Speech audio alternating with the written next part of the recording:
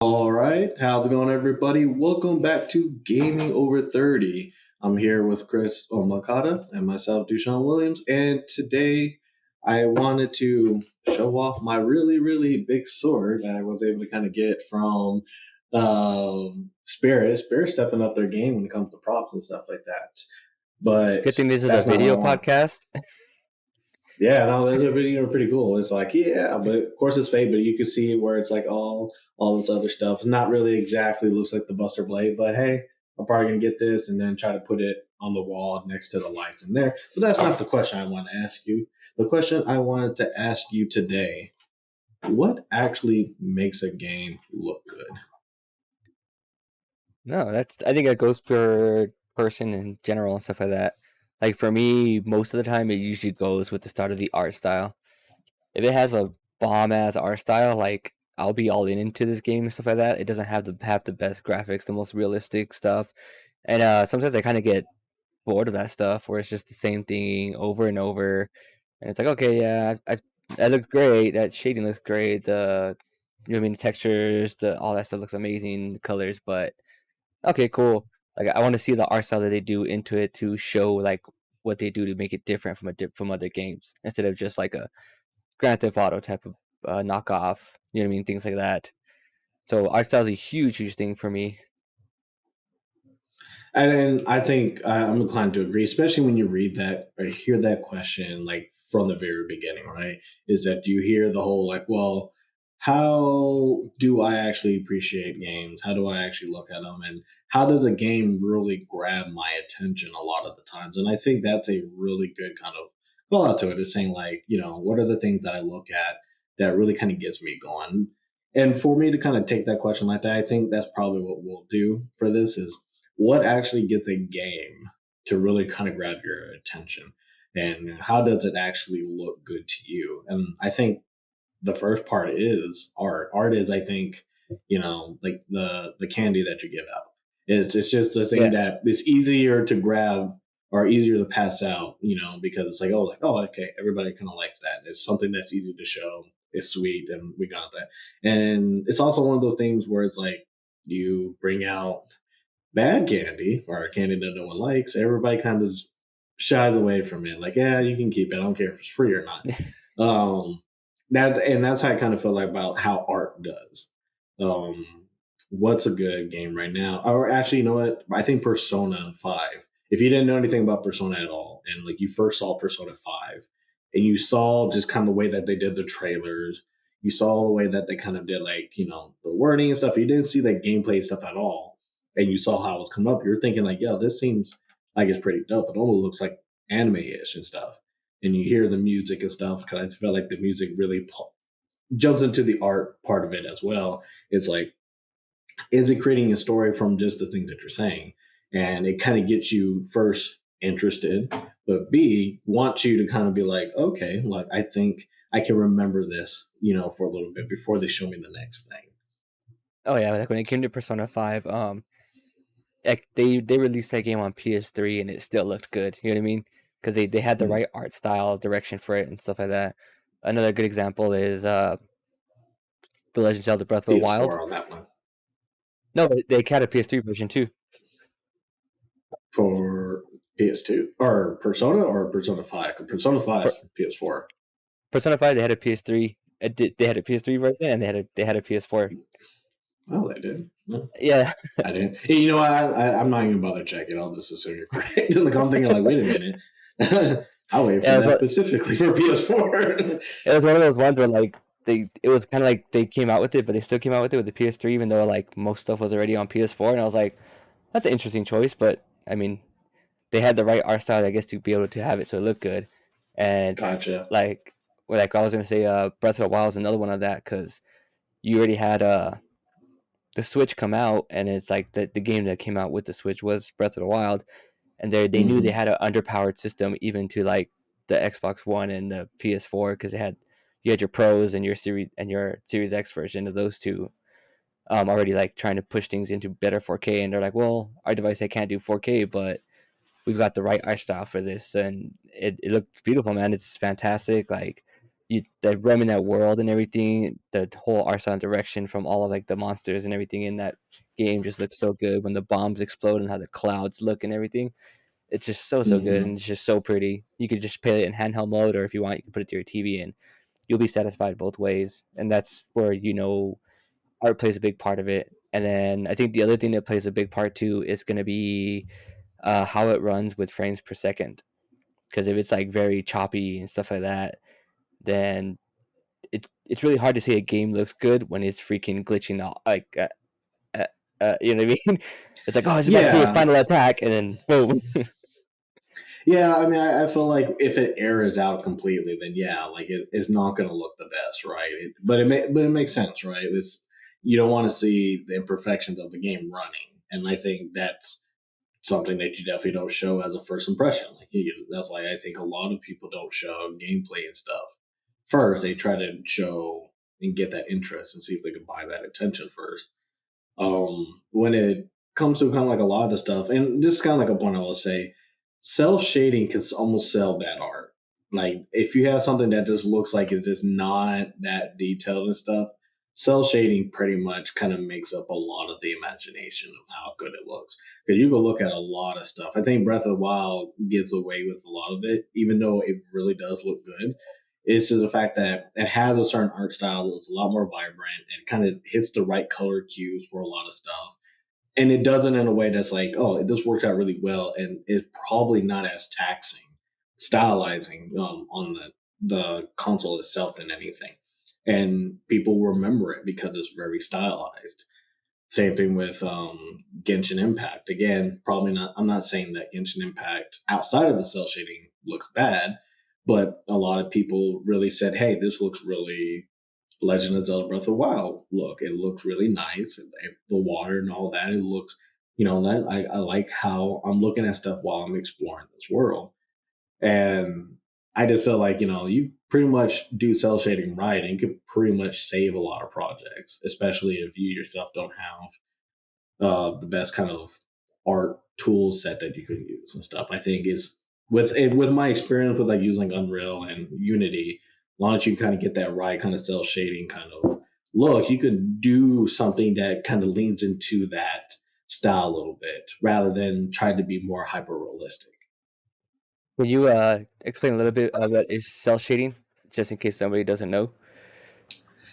I couldn't really give a good definition for it, but essentially it's just kind of flatting out like the design a little bit. So a lot of times you have stuff that's a little bit more two tone. So you got something that's like let's say like yellow and then a darker yellow on it, just to kind of give it that flat 2D look, even though you know it's a more of a 3D design. When you kind of do of everything like that, it kind of has a little bit more artistic look to it, just a little bit better stylized. And a lot of time when people say stylized, they kind of really hint around that kind of look and stuff. Not like how old cell shading was, where it's just like, oh, we're trying to find a way to put a 2D person on a 3D body. Like I think some Yeah, people kind of don't get into that as much, but there are cases where like you can have a 3D model and you give it this type of a two-tone kind of look to it and then just put the game into a very particular perspective and it looks like it is a 2D game. And that I think 2.5D kind of plays into that somewhat, but if you even have the background flat, it kind of gives that like, oh, it looks a little bit more smoother and stuff like that. But in your mind kind of knows it's still 3D. It just has that really kind of flat look to it. And I think that's kind of why, like when you watch anime, you could instantly tell where the 3D parts are a lot of times. Like if you're actually looking, like sometimes if the way that they hide it is that they're just very fast paced. But if they're not, if something's on it for like more than like 3 seconds, you kind of tell like, oh, that looks kind of weird. Oh, that's not hand drawn. Oh, that's like no matter how well the cell shading is, your brain has a pretty good way of just kind of just telling like that doesn't necessarily belong, but whatever. Like it just has a good way of catching that. It's like your brain is really good at recognizing when stuff is actually pretty different. nice. Um, oh no, I had a thought and I just lost it. Oh, like another game I think is looks really gorgeous is Nier is one of those games that I just like love the way it looks. It's not like a perfect looking game and stuff like that, but it's just Hmm. the way the art style is in that game and how like the frames per second work in that game as well, because it's just kind of a fast-paced not fighting game, but fast-paced action game. It just Yeah. it just looks buttery smooth and just fantastic as well. Um, one game I do also think I because I played it on PC was Cyberpunk 2077 had a great like look in the game and stuff like that because I'm a sucker for cyberpunk stuff and everything like that when it comes to those things, and it hit that style like perfectly and stuff like that. And going into Night City and walking around in that world and stuff like that, and seeing how the lights looked, how the cars looked, and how like the fashion looked and stuff like that in the game, like really drove me to want to play it just because of that. Because I tried playing The Witcher 3, which was also like a really beautiful game at the time when it came out, but Hmm. I love fantasy stuff, but for some reason that one just didn't catch me as much. And so, good. I think I get what you're saying with that, especially, and it's funny because they're made by the same developer, right? But Yeah. it's just the fact that Cyberpunk, in order to do Cyberpunk, you have to really kind of go into a particular style. Like there's certain rules, kind of like steampunk. There's certain rules that you have to have, and you have to make sure like the world itself is actually explained at that. The cool thing about Cyberpunk 2077 was that I felt like they tried really hard to go into really like the hyper realistic part of it in a lot of cases, and a lot of your computer's probably going to explode trying to run this game, but it the payoff was really nice because when you were talking about frames per second earlier, that game looks really nice, and that's 60 and Hmm. above frames per second. The game looks really nice when ray tracing and all that kind of kicks in and stuff. And it's hard to really compare like Cyberpunk 2077, the best that it looks, to like Breath of the Wild and stuff, and be like, hey, I could definitely tell which one probably is generally more pleasing, but it doesn't mean that they're both bad. It's just like you can have an argument like, hey, 2077 looks like a AAA game. If I knew nothing about these two titles, one of them looks like it's like hell yeah, that's something I want to jump in. And I think back in 2013 when the game first got announced, that was a good example of getting people hyped into thinking they're going to be a part of something that's going to be insanely crazy and all that and stuff. And I think if it wasn't for the bugs outside of it, I personally enjoyed Cyberpunk 2077. For someone who doesn't really like first person kind of going around stuff, I really did kind of like a lot of stuff about it, and probably would even play some of the DLC that's still coming out. 'Cause I think today a lot of either today or tomorrow, but a lot of stuff just dropped for the game I think it was as today because well. the anime is supposed to drop, right? Yeah, the anime dropped too. I know the anime dropped because of the. I saw some people already trying to review it, like kind of rewatch it. But I I I, I think there was a big update that came with the anime. It's like 45 gigabytes or Yeah, something a like huge that. thing. It's humongous, but it has a lot of quality of life updates and stuff like that. But that's them trying to fix a problem that's not the before. Yeah, But it's one of those games where it's like the style sells it almost immediately, yeah, and absolutely. I think the style sells it for people giving it a second chance too. Like, because you could say stuff about the gameplay and all that, but I know for me back in the day, I always did put stylized voice acting, and just the general graphics, sometimes a little bit above gameplay. But half of that was because the games that I played, there wasn't much to the gameplay that needed to be explored. I think back then that was kind of the case for a lot of stuff. Like while we can kind of remember some stuff, I felt that if I like how Pokemon plays, turn based, whatever, like that's fine with me, and I just want everything else to be different. I'm not gonna really criticize too much about how that stuff. Shooters, it's like yeah, change out the guns. The guns could be doing different things. Yeah, you may be able to jump and have a jetpack and all that, but a lot of times I didn't really feel like those really kind of sell the game for me because I knew like both of them would have tired out after a while. Like no matter how good Yeah, a first person game sometimes gets, it will be tired out for me. And same thing with art, but a lot of times I remember the art and stuff, and that's why I'm a sucker for those art books and everything because I like to yeah, see definitely. kind of where people. I like to see where their mindset was, like when they were creating characters and stuff. Like those things were really important to me. Like, how did we end up with the final version? Then you look at some of the other ones, like, oh yeah, I went in a completely different direction Yeah. entirely. Oh yeah, like one of my favorite games to play and just visually, I really like. and I think it looks good even today when you play it because it's kind of an old game, but not super old. It's like Diablo 3 because that's a game Mm-hmm. where like since it's like isometric looking up stuff like that, you don't have the best graphics or the best designs on the entire map and stuff like that and everything. But how they designed it, how smooth it plays, and just like how detailed they were in the minor things to put you in that world that they created is what just drove me to like love it and play it so much and just enjoy it so much. You know what I mean? And like Mm-hmm. it's really a thing to me where like a game that looks good to me is usually a game that for me at some point the art style just really hits it. Like all the recent Call of Duty games that come out, man, they look great, but I don't think they look good to me because it's like just it's trying to copy what real people look like and things like that. And I kind of play games not to be a real person in a sense.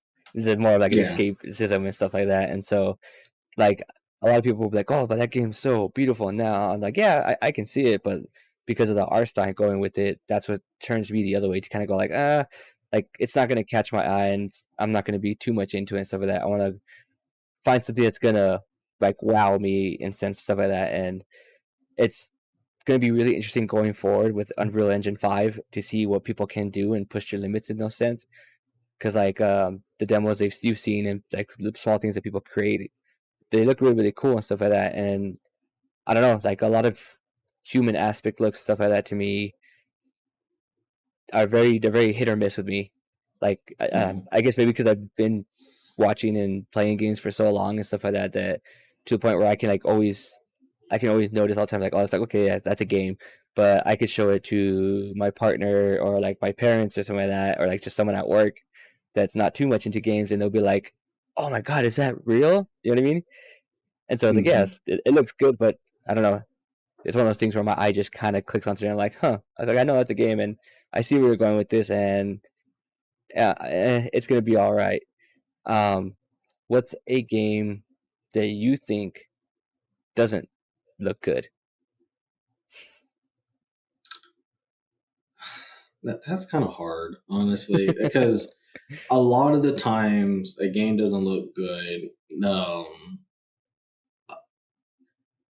I'll put it this way. So, if I were to kind of go back to the whole rules thing, when it comes to anything that has some kind of artistic style, I always look to make sure that the artistic style is consistent. That they're either A, do you have two contrasting things that they're supposed to be different, and that's why one thing is not supposed to be there, and it's represented not only in the gameplay and the story, but in the art, so that way it's like, yeah, you can tell like this is off. Or the fact of the matter is, hey, everybody lives in the same rules, so you're expecting you see and all that. If it breaks either of those two rules, then normally that doesn't really look a good game, and it's really hard today. So, because the example I have, I'm not sure if you've seen like some of like the Unity games that were made by Danny. He's a YouTuber that makes a lot of different games, little indie games, and he's currently making his own. He is not an artist, and a lot of the stuff that he makes just looks like programmer art because you can only do so much. You can only do enough for like a person and kind of look like a person before you actually start putting like some actual effort into it. But a lot of times you realize that a lot of that doesn't matter if you're trying to make sure a game works. And Right. so you kind of forgive that. Like I could say, yeah, his characters that he did for his crab game look bad, because he's not going to make a full on Squid Game look have realistic characters and stuff. But it's not really, there's no point. Like there's no really any point to really have like high detail stuff because again, like the concept of it was not that. A lot of the levels, a lot of that, it looks like it's just kind of put together and all that, but it's fun for that reason. There's a lot of errors with it, but it's fine because errors are not the same as like somebody had initial thought for that. So I don't really at the moment have a game where I'm like, you know what, it looks terribly bad to where it's like, oh wow, this there's a lot about this that I don't really like. It would probably have to be I will probably have to actually go into my collection because I know I probably have one or two games where I was just kind of disgusted with like kind of how like it kind of looked.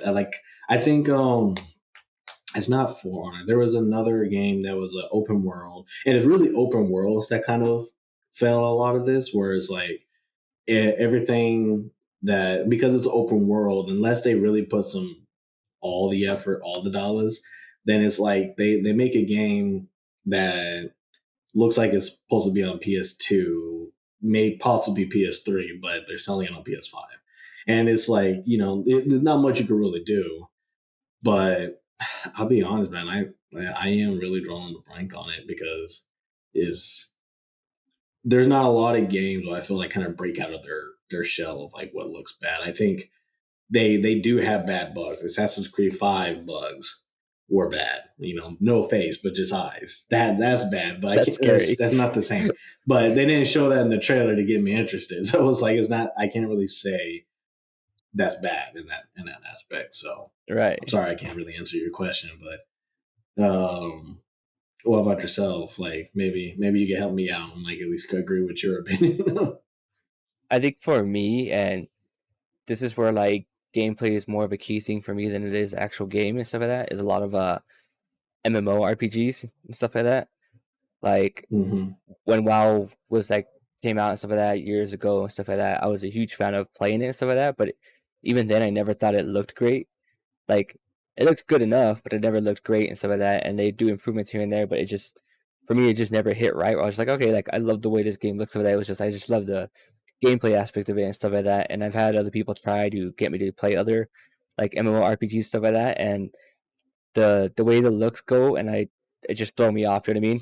And like they're not bad, but it's enough for me to where it's like, you know what, this gameplay loop that's going on in this like because the Knights of the Old Republic, one of my friends tried to get me into it, so I downloaded it, and I think this was like my second or third time I tried playing it, and I tried recently because hmm I actually had it on the P on my PC, so I was like, oh, I'll do it on here because it'll look probably a lot better on my PC, and I went into it and jumped into it. I was just like, yeah, no, this isn't gonna do it for me. And like the gameplay is cool and it's working, it's there, but it wasn't enough for me to be like, okay, I'm gonna keep going with this and stuff like that. Like the only the only like quote unquote which isn't MMORPG, but like almost there would be Destiny for me. But that game hmm alone just looks phenomenally beautiful. Like they have a great art direction in that game. They have a great style. They create like just a great atmosphere of space and everything like that, and they're like creatures and stuff like that.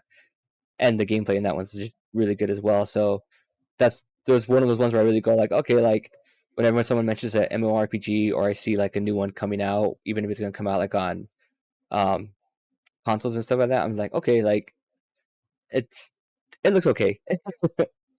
You know what? And I feel bad because that was such an easy answer, and I did not think about it because it was MMOs have always historically failed me on a lot of their kind of content, and I won't say that like every single one that I've tried was bad. There were some that I've liked the general concept of it, but it's one of those things where it's like I want the gameplay to be one thing, and it's not going to be that intensity.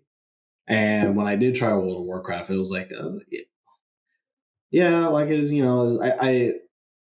it has to be something else. Like when I look at games like that, I always feel like no, it has to be someone else who's like it's the thing. Would you do with your friends and stuff that makes people keep playing this game? Because solo, I just really couldn't do it. Like or like I don't think I could play it long enough for me to be like, yeah, I'm gonna give these people money every month, kind of thing. It's like it's just not my thing. And playing games now, like free to play game stuff, and how much time they take away from me, like I that would have been pretty hard. But MMOs have always been like that, unless they've been really simplistic. Like Maple Story was kind of like an MMO that I tried back in the day.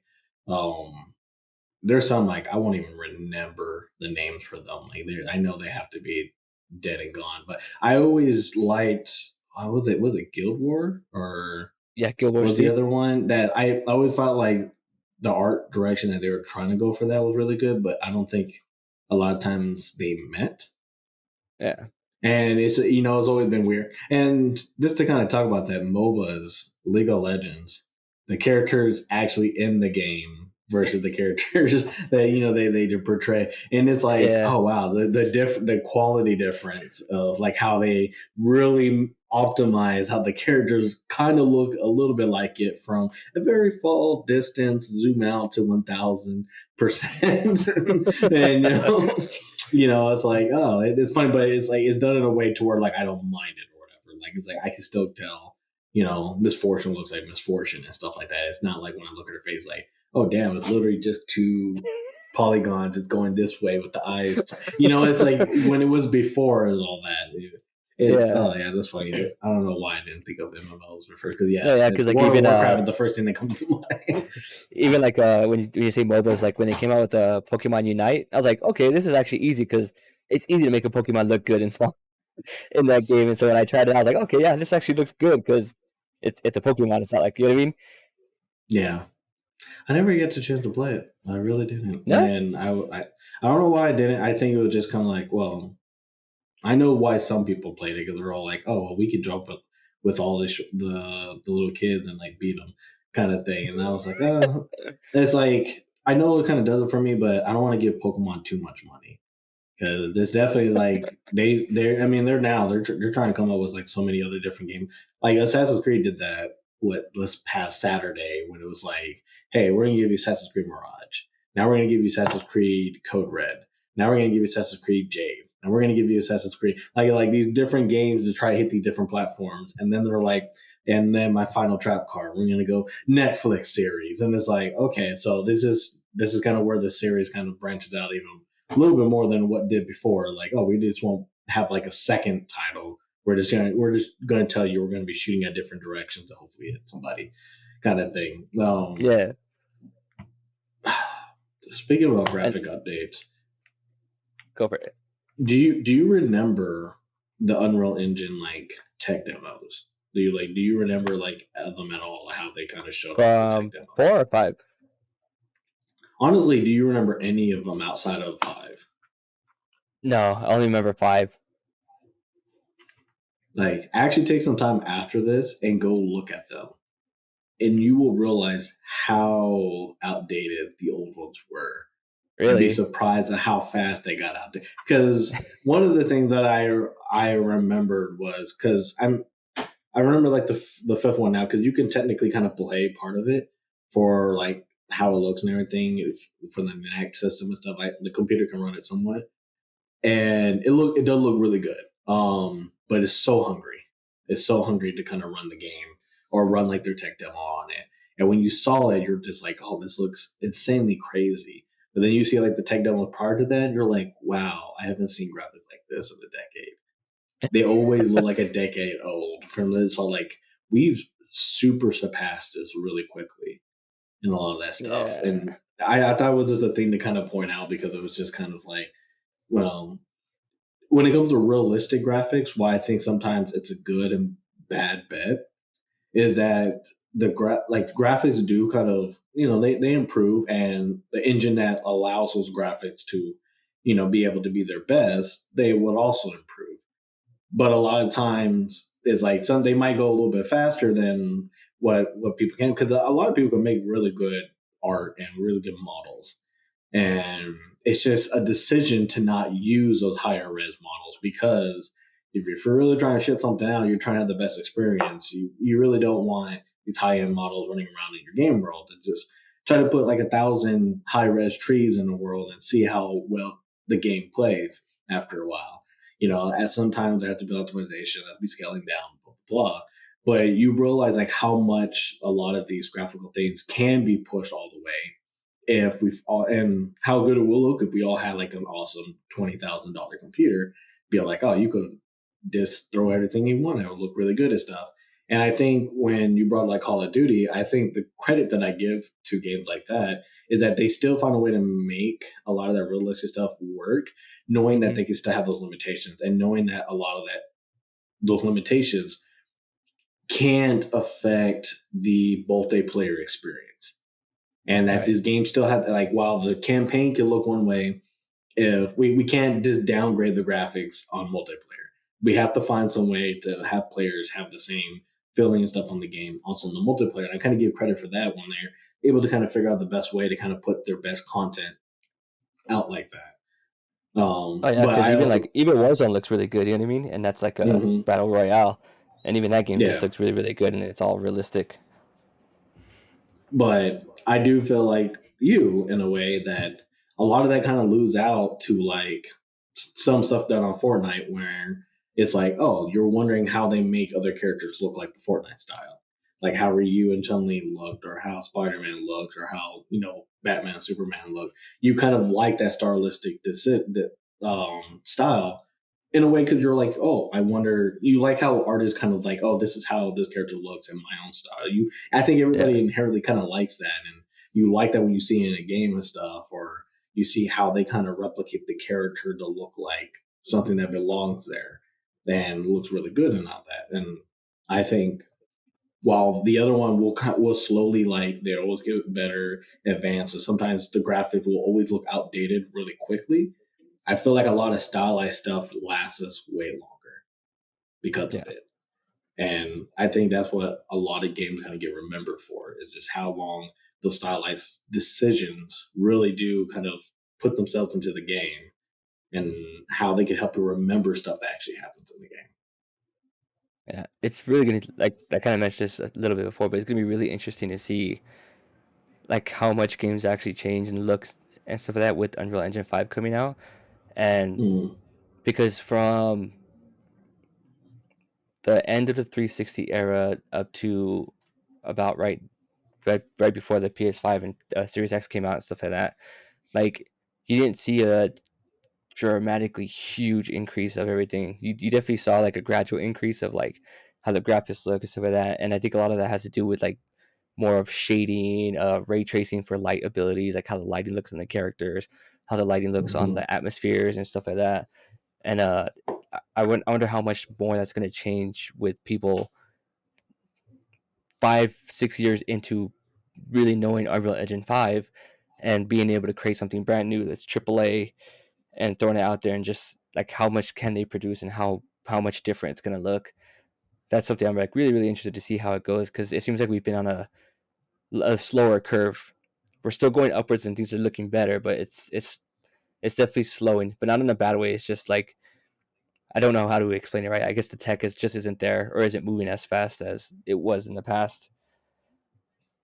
That's why some people just like PC. For that same reason, right? It's like if you're on a PC, more than likely more users will have access to a lot higher tech, because in realistic to a PC, if you can do $1,000 gaming PC that works out really well and does everything that you need, and it doesn't take a lot much more to upgrade a PC to really handle stuff, as long as you're not trying to do like the bare, like base stuff like the CPU, and then because of the CPU you have to change the motherboard and stuff like that, which is I think why graphics cards are cool in that aspect, is because you can change out for the either a graphics card up, or you could change out for the next generation, and you can still keep everything like that. That's kind of what I'm doing now. Like this computer runs a 3080 Ti, but I still have the 8th generation CPU on it. And as much as I really want to replace that, because I feel like that's the only thing that's really holding me back now, because I have now solid state drives for the hard drive, the extra drive,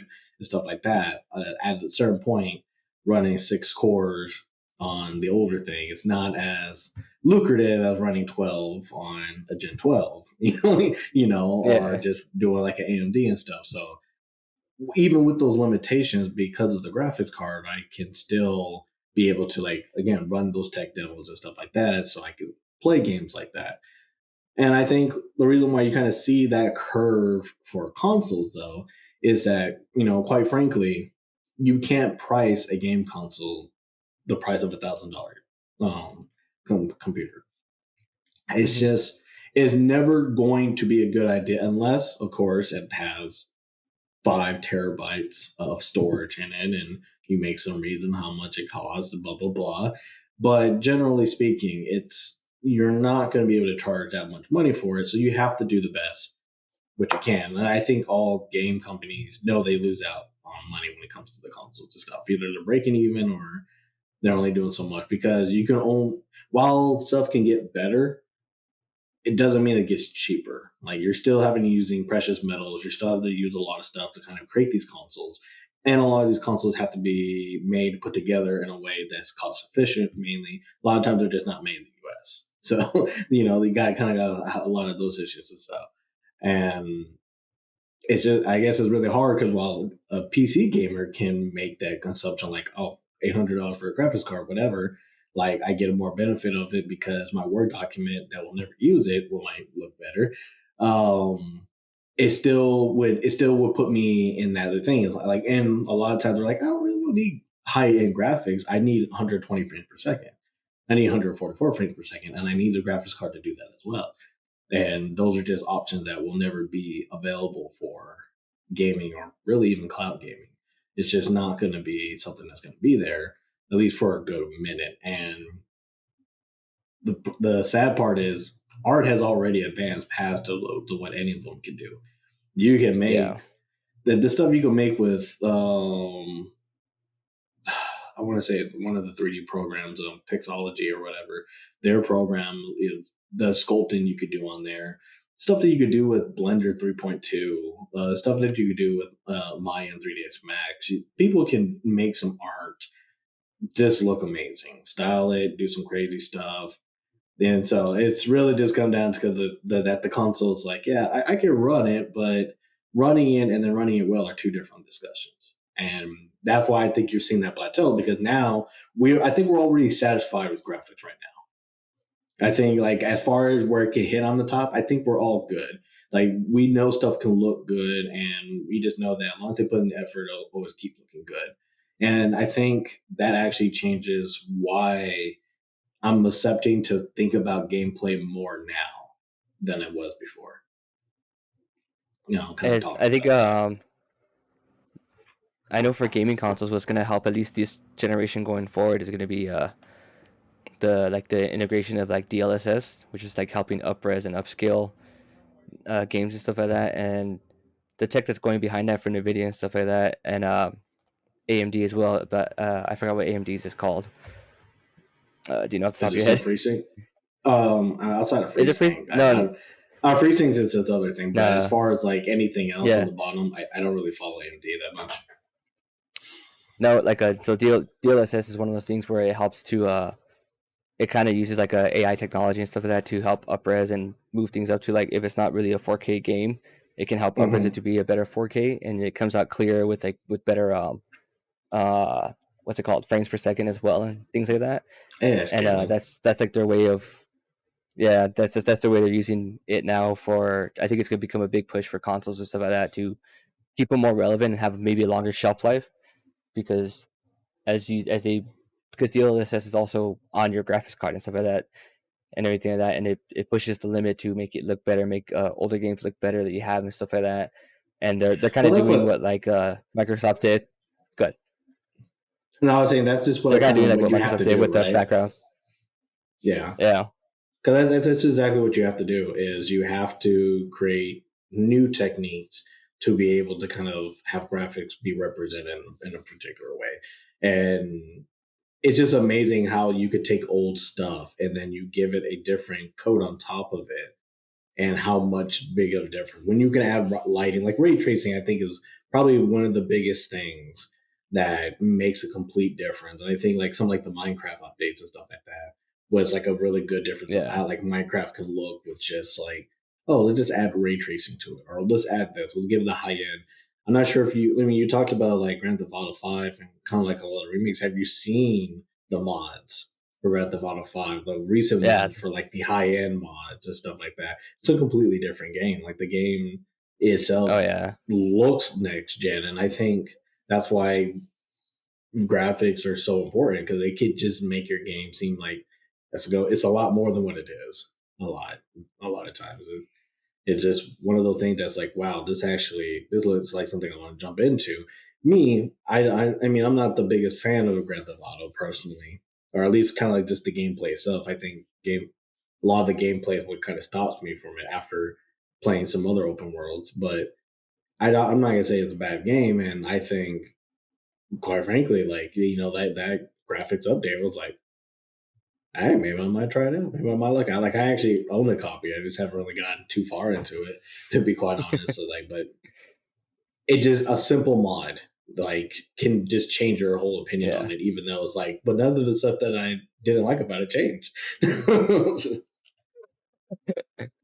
What's So a good sweet spot? Like, what's a sweet spot for you? Sweet spot for you when it comes to like playing a game and stuff like that? Like, do you have to have it 4K and like or like a certain frames per second, or like what's that sweet spot where you're like, okay, this game looks great to me at this point. I don't need it to be higher up or stuff like that.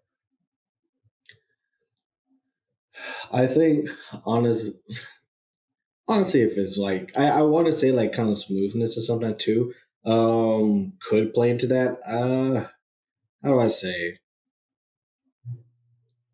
I I'm not a fan of games that look too dark and a lot of this stuff, but I am a fan of like being able to visually see everything and stuff pop up. Like I love watching stuff on my old LED TV because it just gives us like those different contrasted colors and stuff like that. And I love contrasted colors a lot.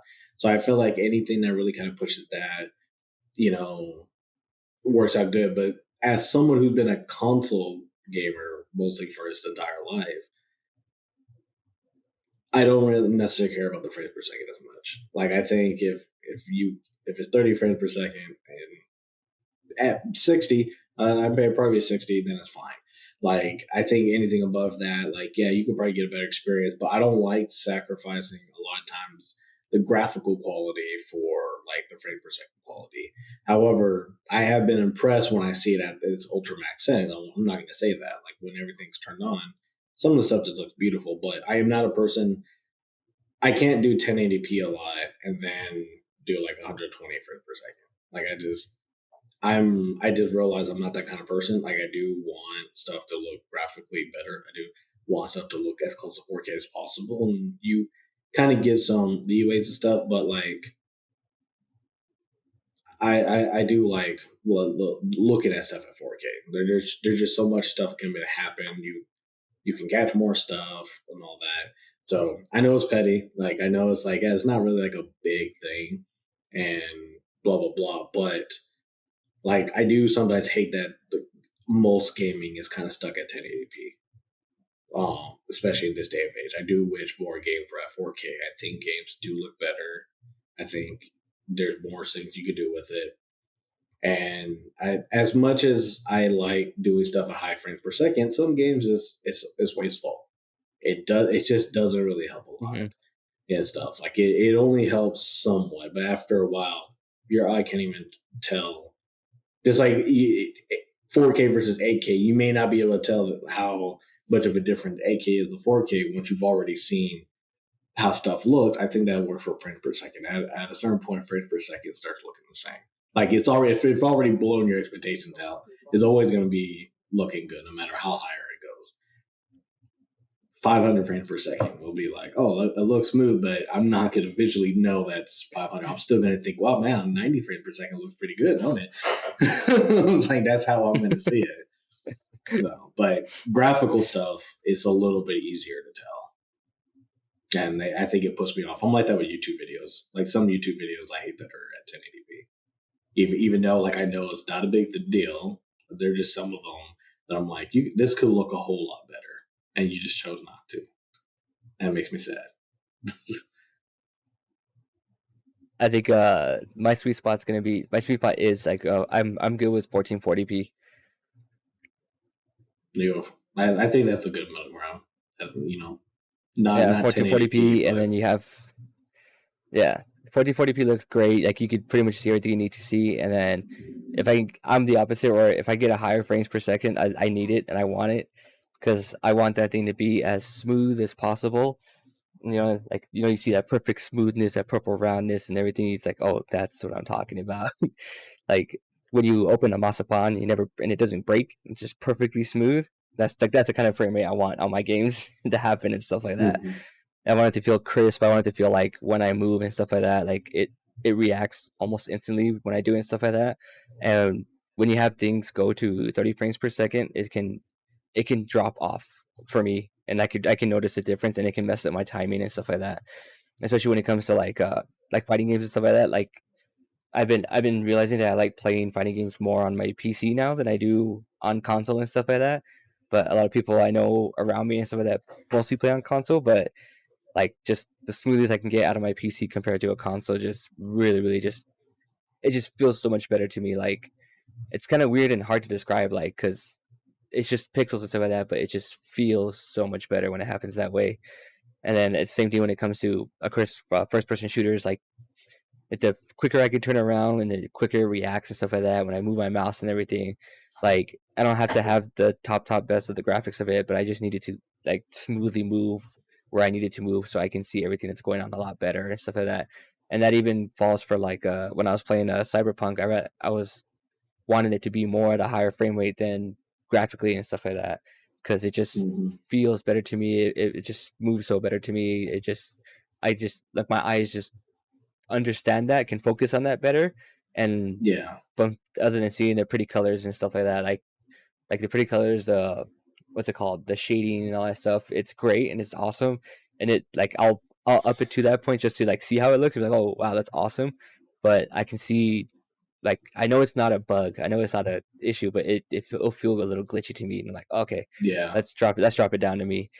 And then like you're talking about the OLED TV. I was really talking to my buddy Will about this the other day because football has started and everything on Sunday, and so I was like, oh, I'm gonna watch it with my parents in the living room, and like they have just like I bought them a nicer TV, nothing too crazy, so that's just way better than they used to have.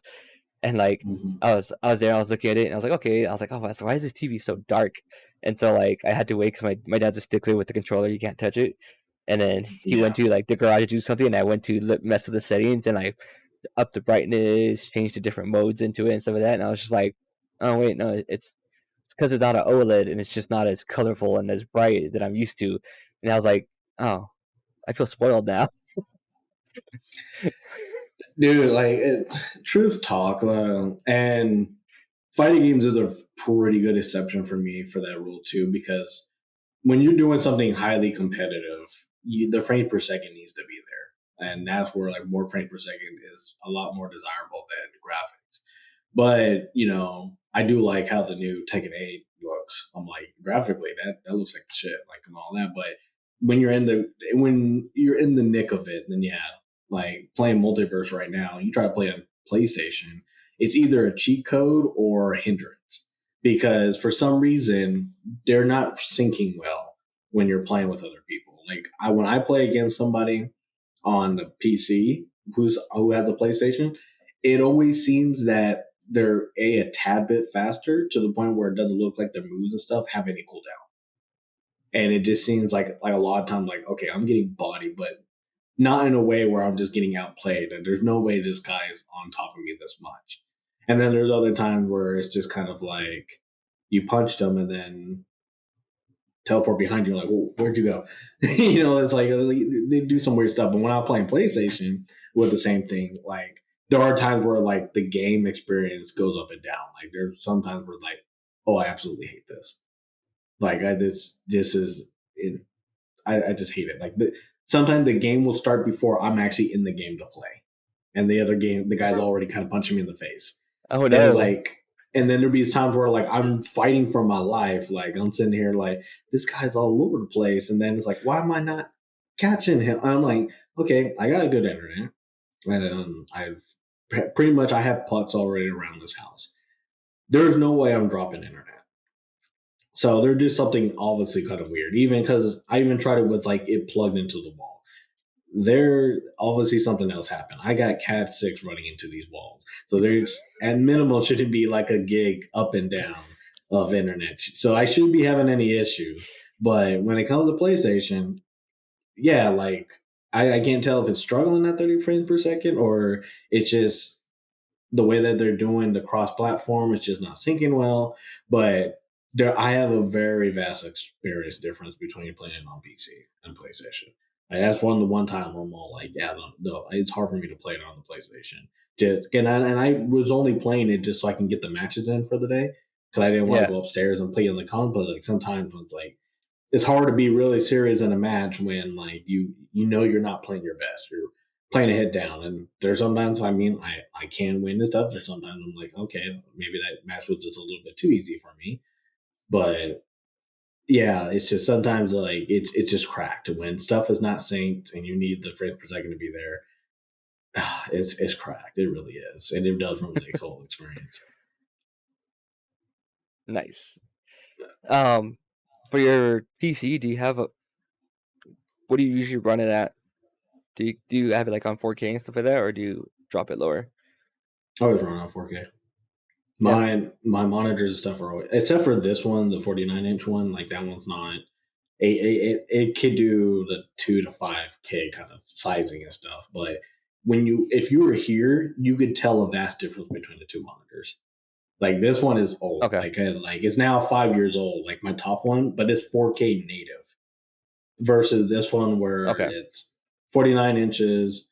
Um, it does everything else in these spreads, but it's just the quality difference of the two images that are showing is just vastly different. It's just not there. And that's why I say that for me, I can easily tell a lot of things that are just not there when it comes to kind of graphics and stuff. Like it's just something. I think it just inherently irks me sometimes when it's just Yeah. kind of like I hate the fact that like my background looks two different ways on the monitors. I mean, outside of it being stretched or whatever, right? But sometimes I just mirror it, and for me, 4K allows me to see a way bigger image. Um, when I'm looking at content, when I'm looking at code, when I'm looking at stuff, I always have it on 4K. It sucks when I share it with people, and I think I showed you before when I share something, it's like it's hard for you to see it. Yeah. But for me, it's like I can see everything no matter how small it is. And that's just kind of how it's just that clear cut for me that I can see that and stuff. So it always where it looks bigger when it's more spread out, more out that. And I think, how was it? And I think maybe just color, but I'm like that with DDR, right? Like is with DDR, like I could play heavy, but I need to have the color separations a lot of Yeah. times. It can't all be like the same color because my brain doesn't have a really good way of setting out, but that's not really like a good combination and stuff like that. But there's just some way, sometimes my eyes and brain just work a little bit different. So everything for me has to be 4K. Like, and it's just that's the only way like I really enjoy it or that I can really kind of get into it because that after that like if it's sometimes it is hard like it shouldn't be that hard. It's more like a spoiled kind of quirk of mine, but it's sometimes you could look at something and be like, okay, that's not bad, and sometimes you're like, ew, that looks damn. He's like, it's just like, nah, I don't like that at all. Oh yeah. Like I know it's Even not. Go ahead. no, go ahead, for I was like, it's not really like a game or any sense, but like I've been watching like that Rings of Power and stuff like that, and like I've been watching like on my OLED TV and everything, and then like when I hmm was watching Football Sunday, I just kept seeing commercials for it. And I'm like, man, these commercials just don't do it justice. Like that show is just shot brilliantly, and it's just fantastic. And they like they shot that show thinking we want this in 4K OLED TVs like out there, like that way people can have like a pretty much a movie experience in their home. And like you see like the trailers and stuff like that, and I was just like, oh, it's just like the trailers are cool. I see what they're going for, but because I've been watching this show on this, it's just like it's not the same. Like it just hits different. Trust me. I recently, I don't want to say recently, but this year in the summer, I got a NVIDIA Shield to try and take advantage of 4K ProRes, Dolby Vision, HDR Plus, or HDR 10 Plus.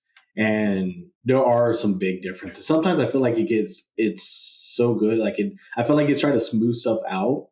Because I think sometimes I always say, or always think that when you go up in resolution, stuff is sharper and that's not the Yeah, case. Like I know that's not the case, but that's how I had the feeling. So if we want to see something go up to like HDR, Dolby Vision and stuff, and like, oh, it doesn't look sharper, but damn, does this look good?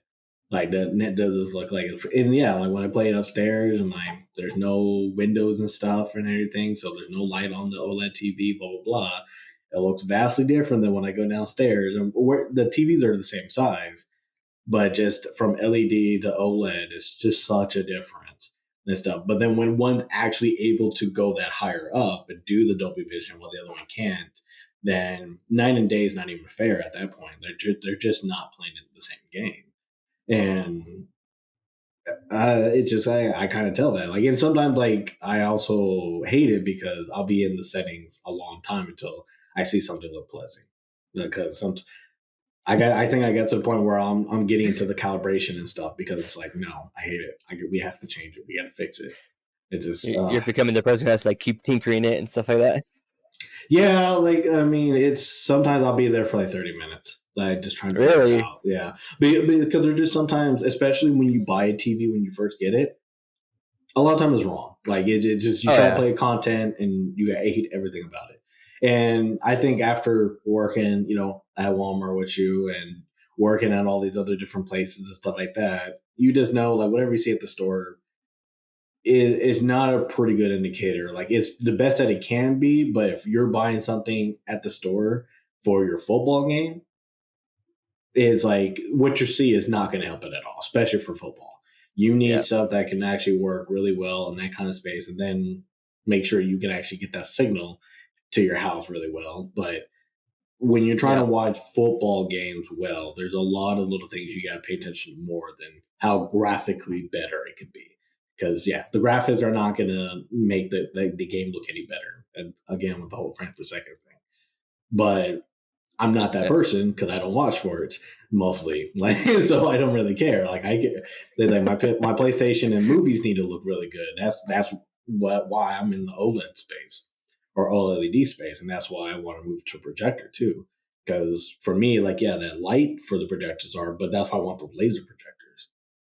That actually do those kind of like the Yeah. black colors and stuff. That kind of got me more into wanting to do projectors outside of wanting to have a 150 inch screen.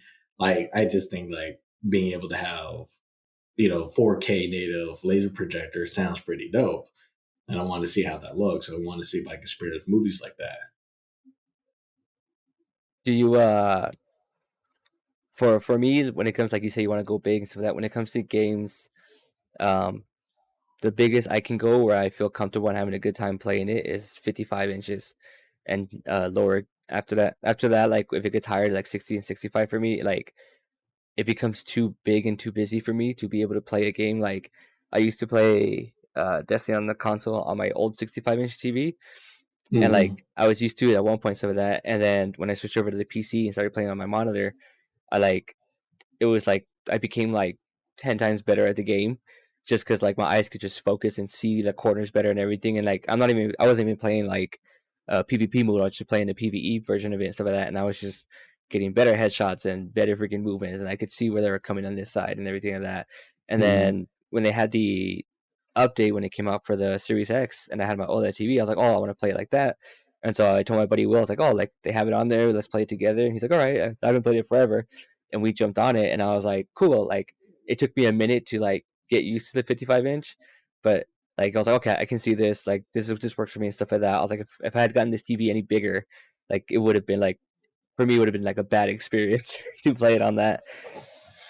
So it's funny that you mentioned that. So when we first got our 65-inch TV, and this is not the OLED, this was just getting a Sony LED 65-inch. I was at Best Buy at the right time.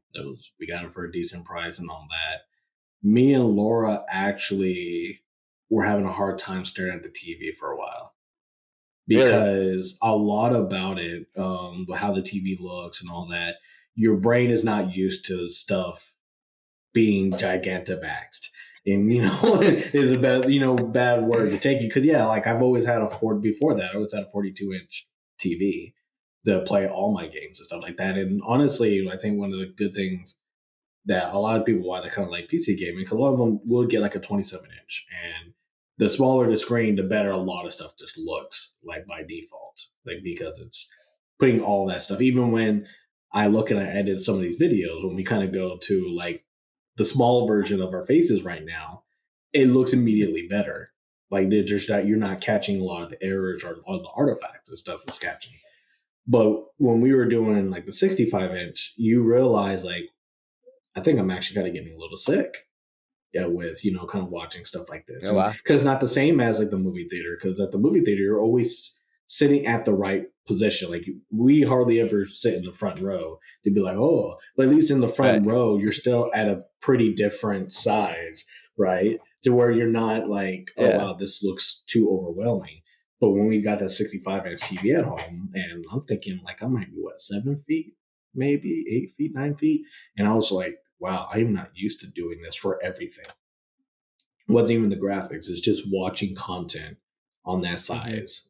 It took a while for us to kind of build into it. Now I'm pretty immune to it, right? Like now it doesn't matter what TV it is. Like I'm used to saying stuff like that, and I will probably be like that once I go. Because I think what we're trying to do is at least 120 inches for the home theater room. That Okay. we're trying to get kind of there, and but that's really the biggest I can do because I literally don't have the room depth to do anything bigger justice or to be able to kind of do it because I don't have the biggest room for this. And so 120 is basically where right now I'm kind of be hard capped at unless we do what is like the ultra wider screens. I talked to somebody about doing a particular screen and they have a way to do it 133 but like curved projector Okay. screen. Well, it looked really dope, and I was kind of considering it, but I have to do some other changes for it to work out. So more likely, we probably won't do that. I think I'll just do like a fixed one, but that would be like almost double, right? Like the OLED TV 65. I haven't Yeah. anything bigger. It just costs money. And unless you want to go cheaper in the TV, then yeah, you can get an 85-inch for like 1,000 if you really wanted to. Yeah. But it's one of those things where it's like, yeah, like after a while, it's harder to do that. And trying to now why I kind of went down that rabbit hole is like when it comes to gaming, games are not really made to be on big screens. I think that's a pretty good telling. Like I think 50 is where things are really made for, and then anything above 50 it takes a little bit. It has to be the right game. When I was playing Horizon, Zero Dawn, and Forbidden West, yeah, those games look really good at 65 because those games gives you a lot of opportunity to see the world at different vantage points. And the whole point of it is your little you in big world where almost anything can kill you. And you have a chance to actually view that at a pretty good angle. But a lot of games don't really play that kind of route. Like if you're playing Mario, like Yeah. 2D Mario, or you're playing other kind of type of games, like they don't really land into that thing. So it's weird to see them bigger. It's weird to kind of see that. It's not like the camera moved out and then you're kind of seeing everything. No, it's just trying to match the screen that you're looking at, and so it looks weirder because now everything looks bigger. Um, Super Smash Brothers works really well, but because we're trying to have four people play on one screen. Um, what's another example? Multiverse. Multiverse works okay. Actually, works pretty decent for a wide screen like this, 49 inches wide, because the actual gameplay utilizes the entire screen and is good because it's a Okay. platformer. So you have the awesome advantage of seeing both ends of the stage. So you don't have to worry about what's over there. So it gives you a really nice advantage. But everything else about the game, whoop, back to the square. Like it's just like that. And it's just kind of like when there are times where like, yeah, more space if the space is actually being wide enough to incorporate more, then it looks really good. But I've always noticed like when you do play games on big stuff, it just makes the game itself just look bigger to match the screen. It doesn't give you like a better picture like how I would like changing my monitor from 1080p to 4K.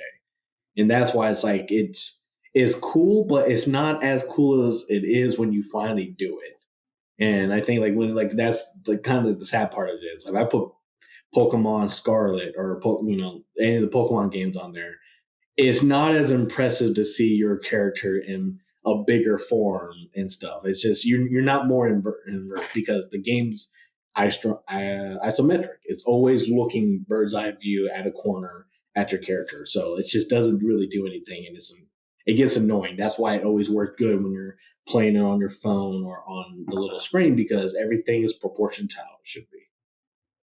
Yeah. I was about to ask that, but yeah, Pokemon is one of those ones where I actually prefer it playing like when it comes to my Switch. I actually prefer it in handheld mode than I do playing it on the TV because it just looks better and it's just easier on my eyes to see it that It way. just seems like much, right? It just seems like a It, lot.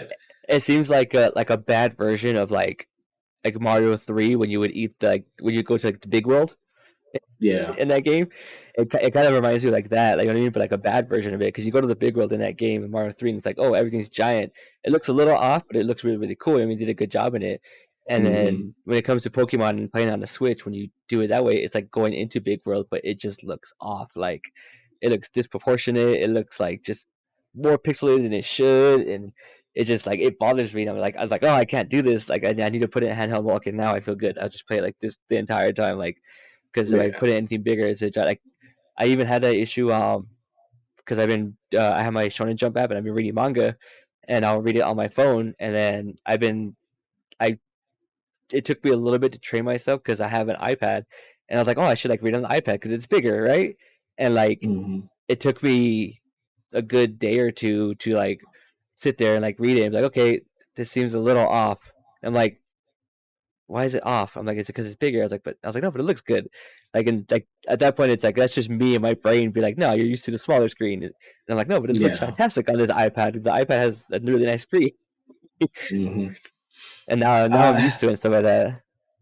I'm so glad phones got bigger and thinner. Like I have no problem buying the biggest version of any of these phones. Like because I just get so much. For me, I feel like I get a lot of return from it. Oh yeah, Especially when I'm reading manga and stuff. It's like you're not watching something on a small screen. I'm glad that phones got to the point where it's like, yeah, we can do 6.5 inches. Why not? I think that's a pretty good. Like we'll figure it out. Don't worry. And I actually get appreciating. I was actually looking at the Galaxy Fold 4 because I was like, I really want to upgrade my phone or my Android one. And I was like, I really want to go with the Fold because some of the games that I do play would actually kind of benefit like that. And I also like to be able to do split screen a lot easier and stuff because yeah, try to do it on the other phone. It's like yeah, it kind of works, but not in the way that it really matters because you do need a certain amount of space to do multitasking like that. And right. I just I like it like that, but I never wanted to put my Samsung phone in Dex mode and try to do like work on a 65-inch screen. And I think like in the last studio room that I made, I actually had the other 65-inch TV, kind of like if you see like kind of where that is in the background, I would have that there, Yeah, and then over here my desk would be looking at it.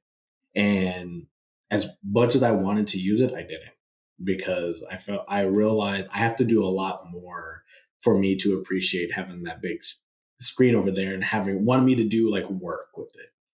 Like if I wanted to look at a tutorial video and stuff, and I was like, well, let me put it on. I'd rather have the video on the big screen and then I'll work on this. I realized it didn't work all that well. And there's just more things I have to do to kind of get that to work that way. And so there are a lot of cases where bigger is not really better. Like it's just really, it falls into particular experiences, but sometimes a lot of stuff is just not made like that. It just really is. yeah. It definitely it's I need to play like 90% of my indie games on my PC or my Switch.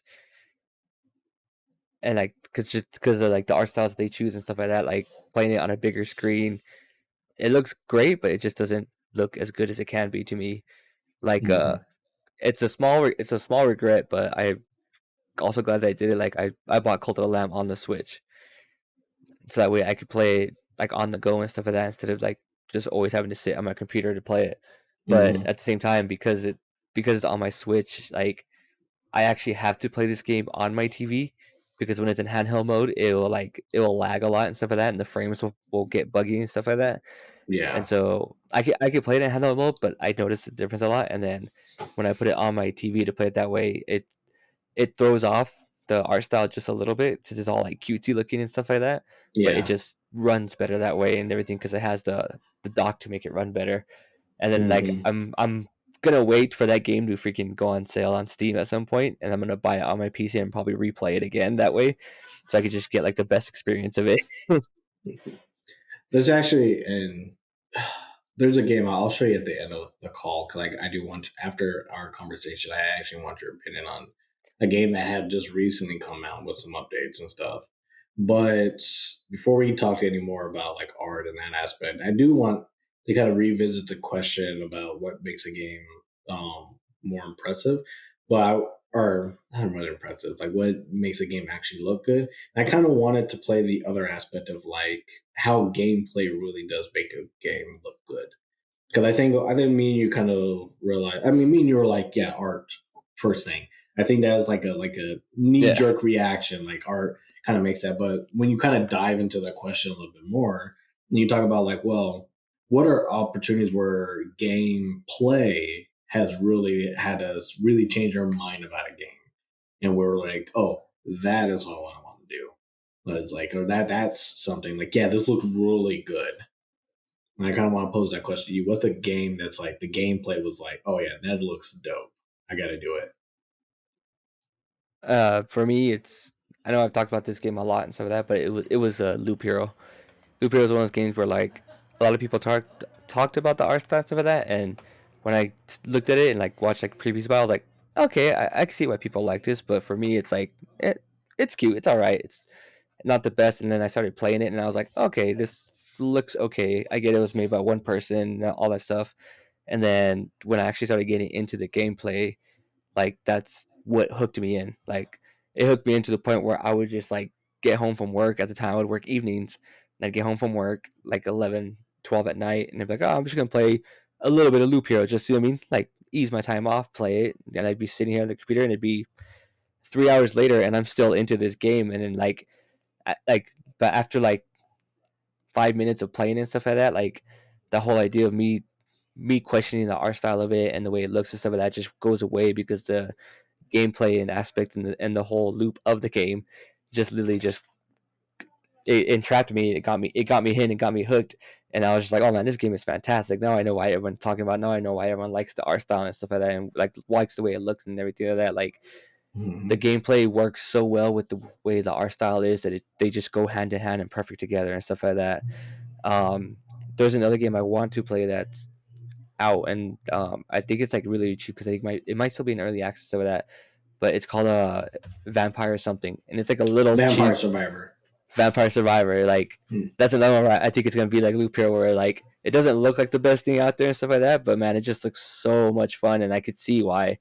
I could see, because of Loop Hero and my experience from that, how that game can get me in that same aspect where like that gameplay just makes the art style look so well together, and they just work together to make the game look so good. I know a lot of people are obsessed with that game. Like I know a lot of people are really, really playing that game. But how would I say? I have two games that kind of fall into this, and for two different reasons why I kind of like it. The first one is we've talked about it before a lot because it takes up all my time. Is like Epic Seven, but the reason why it does is because the whole concept of the game is basically everything kind of looks anime-ish. Like you've got your characters. The characters within the game are not chibi versions; they're actually their full body versions of the characters, and their ultis or S3 moves are all anime cutscenes basically.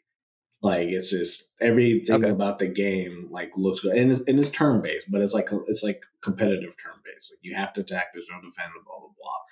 So it's always looks good, and like a lot of the newer characters that come out look vastly different in their S3s. Even like their non limited heroes look vastly different in S3s than like the old ones. Like the game like graphics and stuff. Well, not graphics. It looks a little bit a little better, but the game actually did a graphical update. Yeah, at first I didn't think it was going to be a big deal, right? Because it's like, Mm-hmm. I mean, what is the game running right now? Like, it's hard when it comes to 2D games to even tell 720 to 1080p. And I know that I don't think it went up to 4K. I think it was literally was a 720 to 1080p graphical change. But when I finally got it activated, everything looked crazy good. Everything looked crazy good. The animations look crazy good. The menus look crazy good. Just like stuff, just because they do like the whole skeleton float thing when they're doing like their standby thing, and you're like, that looks crazy good. Like that's a big difference. And it was color, it was all that, and it's like it didn't do a big change, but I knew it did that HD to full HD change, but I didn't realize how much of a difference that would make. And the fact that it contributes to the gameplay itself, it looks really good. And a lot of, and like I said, I'm a sucker for that turn-based stuff or whatever. And so it's hard to say that the gameplay really did it, but when you're actually doing stuff in the gameplay that's actually happening looks really good. It looks super nice. And my second one, I think I've only mentioned a few times. Wait. Before And you say the second one, I'm gonna go on mhm, a very, very, very small tangent. And yeah, listen to me out there. Can we stop with the chibi game stuff? Like it just doesn't look good. Unless it's an Android, those look cute. Or if it's like an actual anime, those look cute. Games, especially mobile games, stop. It doesn't work.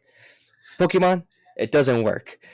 Just stop. All uh, right. uh, Sorry. if we really could get on that tangent, because honestly, and I've talked about so many people, and it is like the curse of gotcha games, where it's like they Yeah. make this very highly detailed character, like guns blazing, lines here, like basically the whole Kingdom Hearts got to put a belt on belts on belts kind of thing. They do all this hard work to make the still image look good, and the image itself in the game looks like 2 pixels. Like Yep. they're just like, yeah, we're gonna strip all the details off the gun, strip all the details like that. We're gonna put a basic girl face on it with just the eye color difference, so that way you know it's a different character. And it's like, oh, there are so many games with that sin that I will not play because of it. Yep. Arknights won't play it. It's just like games like that. I'm just like, nope, nope, no. And it's weird to say, but I feel like it's more offensive than people try to be over sexualized sometimes. Because at least like Yeah. over sexualized, I'm like, yeah, I hate that they're even trying to do that. Because there was a game that I played at GDC or not GDC, Comic Con that was like, hey, look at our game and blah blah blah, it looks cool, and it's basically, oh yeah, I'm gonna put it like the girl shooting guns and like these weird kind of poses and stuff. And it's like, you don't need to do that. You really don't need to do that. But I'm like, at least they said this is what the game's about, and we're sticking to it. Versus like Arc Knights, so they have nice character designs and all this other stuff, but then it's just kind of like, yeah, just the characters are like this with big heads and nothing's happening. It's like that's, yeah, no, get that out of here. Like I absolutely hate it for that, and that's a whole nother video. But Yeah. that is a thing where like gameplay art like that can entirely turn me off from the whole game, and I probably wouldn't consider it. Like I hate to be That like that, but that is a that that really big line for me. that the game you can say looks bad to you. Yeah, because it's like it's so like the effort that you put into it is now wasted. Because it's like, Yep. why would you do all that and then that's your end result? And that's why I do play Epic Seven. That's why I say like it's one probably only gotcha games that I can probably still play right now. Because there's a lot of games that like have great character design and completely just say, no, we're not gonna have that for the actual gameplay. The gameplay, you're not treated to that. If you like it, you could take a picture screenshot and put it on your phone. Gameplay, no, that's not. We don't have time for awesome graphics and gameplay. And yeah, no, I just, yeah, it's just one of those Back to your things. second game. But the second game that I really like, that I think the gameplay and, well, the art really helped it too, but the gameplay itself was really interactive, with actually Tales of Arise. Okay. What really got me to run into that game a lot is that when you start playing more and more of the game, because it is action RPG, so even in the random battles, you're running around, and it plays like a fighting game. So it's like you have your certain attacks where you have your hack and slash, but there are attacks that are assigned to like, is this a basic move and is this a special move? And you have your air attacks and you have your blow attacks. But you're always hitting, if you have enough stamina or whatever, you're always combo. But you could combo into your specials, and then you could switch your other characters to help you continue that combo or that beating down of the enemy and stuff. And you could kind of go back and forth. And like the more characters you get, the more stuff it looks good. But the game looks so good while doing it. And a lot of times when you get to the point on an enemy where you kind of hit like little bar that they have, you can do like a special like move with like two characters that kind of really ended on a good note, and then like right when it ends, back to the gameplay, you're fighting again. Like you're just and you're doing that for like every one of the enemies that you're fighting, and it's just a complete roller coaster of continuation until like the actual match I ends, don't. and then it just like goes to the slow motion when it does like the last hit kind of thing. And that's how Nice. you know that you stop. Because if it's not, once you hit that thing, back into it, you're back on your character, you keep playing. And it looks really good. It's one of those games that actually looks good when you're watching somebody play. And I think that's one of the things I want to get at, that I think is very important when it comes to a gameplay that actually makes me want to look at, whether it's fighting games, whether it's nothing. If it doesn't look good to me to be interested when someone else is playing it, sometimes it's really hard. Like I Yeah. think, especially fighting games, and maybe this is my own hot take on fighting games. If a fighting game doesn't look interesting when I'm not playing it, it's really hard for me to jump into it. And some fighting games that really look insanely crazy to me when I'm not playing it, and I feel like for some reason I'm hype out of some, always kind of really kind of gets me because I love Marvel vs. Capcom 3 and 3 Ultimate as much. I really like how those games were entirely crazy. Sure, were combos too long? Sure. Can you get into some weird stuff? Yeah, but that was part of the aesthetic of the game. The fact that you can do that and you're just seeing somebody just unload this combo on somebody, maybe not even kill them, but it was just like, yeah, dude, that looks crazy. That the skill and all that, it just looks insane when you're kind of seeing all that pop off versus like a lot of Street Fighters, kind of like rock paper scissors kind of fighting, like Yeah. like, oh, you got to parry, you got to dodge, you got to do this. So you see stuff that's happened, but then when you see them hit, it's like two hits in and that's it. It's just more of like the stress between these two fighters that really kind of gets like the amazement going. But outside of that, it's not as impressive to watch. It's just kind of like it's a good example of a back and forth. And like I'm right Mortal there with you. Kombat, yeah, Mortal Kombat was way different from that. Like Mortal Kombat, do do do.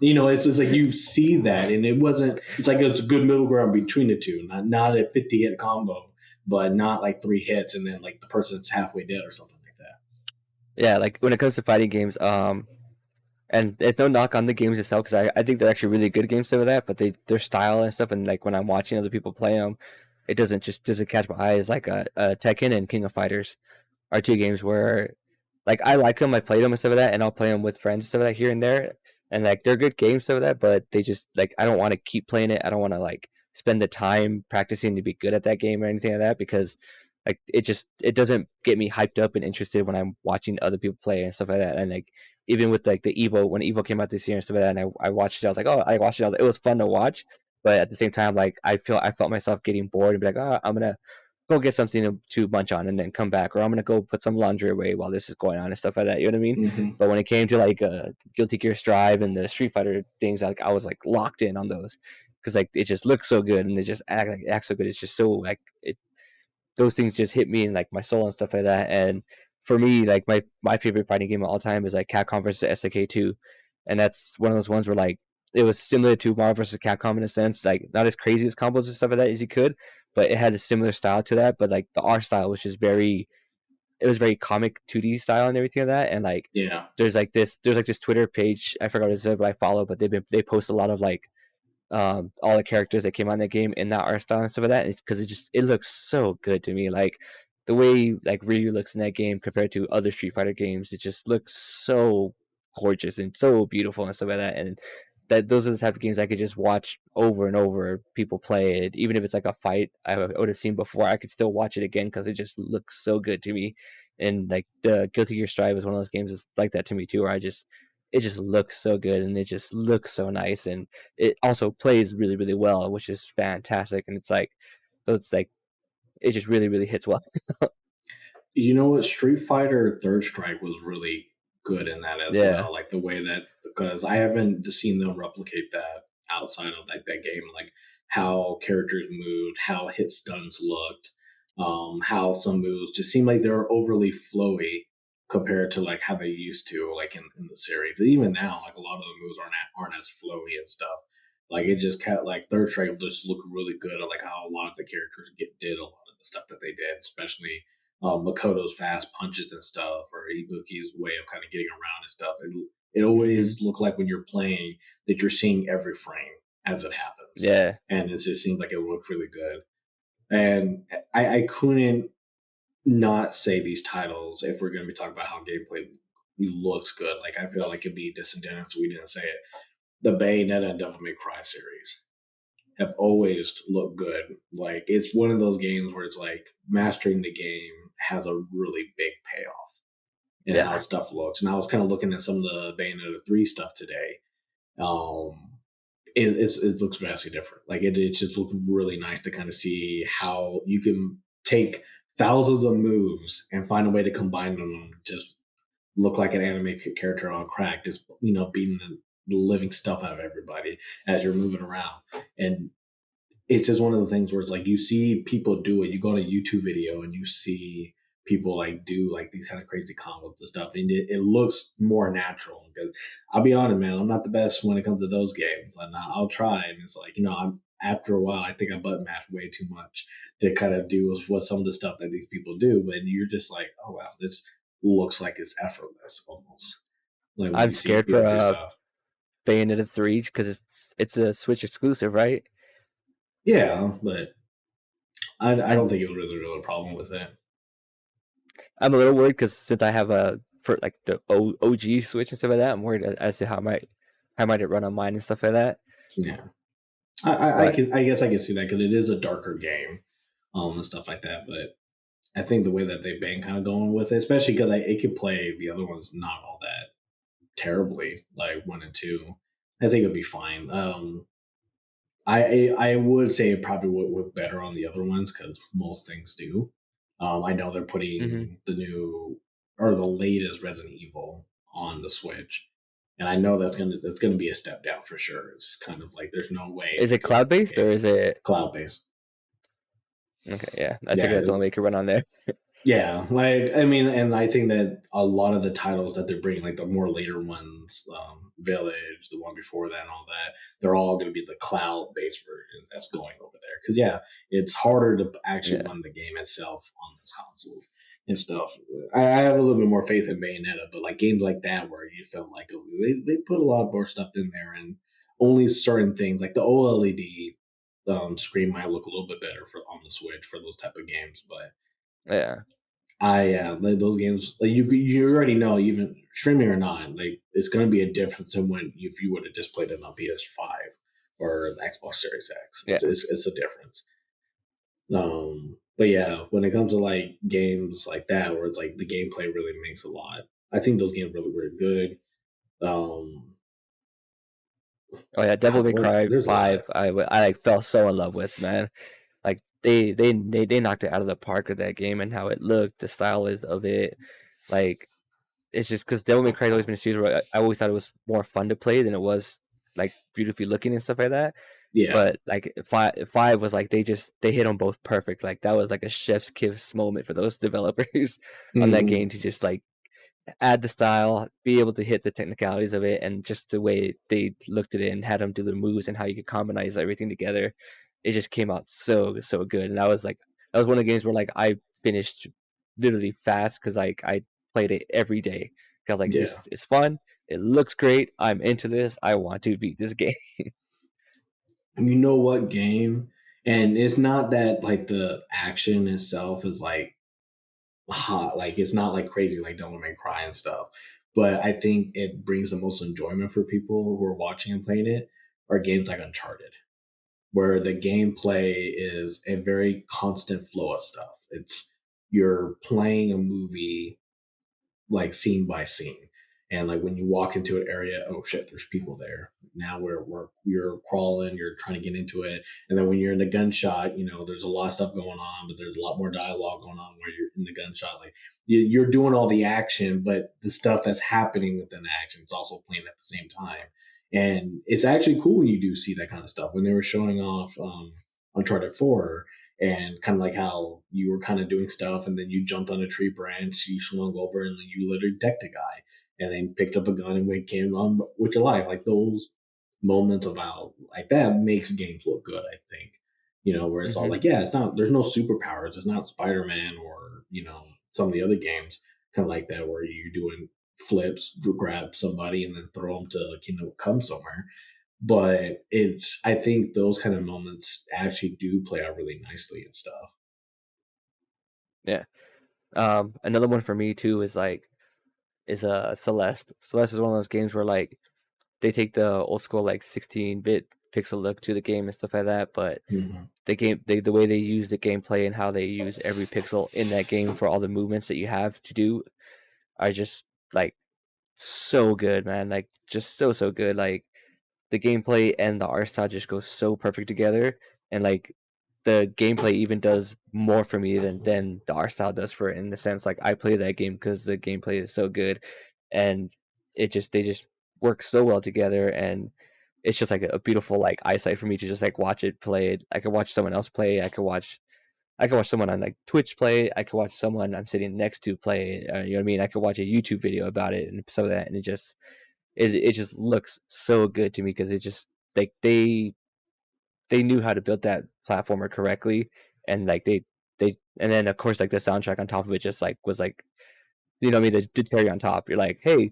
look at this like cool art style we did. Look at this cool game we did. Look at this amazing gameplay we did. Oh, and we also have this banger soundtrack behind it. And it's just like, man, like you guys really know what you did on this one, and it hit so well. Honestly, I think a lot of 2D games, especially in the indie space, playing around in those kind of expectations or playing around those kind of art styles and making sure that's consistent throughout the entire game. I think it works out really nice. I think it feels good when you're kind of fighting bosses and Hollow Knight. I think that's kind of like the back and forth and all that, just kind of how it used to be when you were playing like old Mega Man and stuff like that. And Bicep is more like you got to dodge more because you can't take too many hits, kind of thing. I Yeah. think what's the game that came out for Xbox first? I had two games with the owl and stuff. We talked about it before, but I just could Uh, never remember the name. Ori, Ori, there we go. Like I Ori. loved like the stuff that you did in Ori, and I remember a lot of the trailers and stuff for Ori were really kind of getting into it. That really kind of got me to want to really try out the game and stuff. Like because those are the times where like yeah, the gameplay does really kind of show off a lot of like oh I could do that, and then in the game like when you're doing particular things there's stuff times that you're just running for your life and like that adrenaline is there and you're just like no like jump walk run like you're trying to do all kinds of stuff and it's fun and something Yeah. when you go back and watch it is pretty fun and like kind of like I really like those kind of moments and kind of games and it kind of showed that you don't need to have triple A's to kind of get that same feeling and stuff so I think that's kind of the reason why like I've been kind of valuing gameplay a lot more in newer games because after you play a lot of games, you need other ways to differentiate them. And I think now we're to the point where people are trying to come up with newer things or trying to revamp the older things to be a little bit better or newer and stuff to kind of really get you into it. While some of the simpler games like Fall Guys and stuff like that work out really well, just kind of the stuff of what you're doing in those games, I think really kind of help out of like, oh, that's what I want to play the character looked cute and stuff like that, but I I never really thought about doing a run to the end kind of game and avoid all the stuff along the way would have been fun. And it's stuff and when you Yeah. see streamers and stuff play it, it looks entirely fun because either A, they're making it fun or B, like you just see some of the shenanigans that happen. And you're like, oh, that's pretty cool. I want to kind of jump in and see if I fall for those same things, or is it as it looks easy to me? Should I try? I think I could do better, kind of thing. Like I kind of like those kind of moments in gameplay and stuff. I think it's a little shift from like a game like Fall Guys stuff like that, but Inside's another game where it's just like the gameplay and the art style both worked really well to get in those. And I was a big fan of Limbo, the first game that they had made and stuff like that. And when I saw Inside come out, I was like, okay, I'm gonna play this game no matter what because of how Limbo played. I like, but I don't Hmm. know if I liked how the art style looks in this game.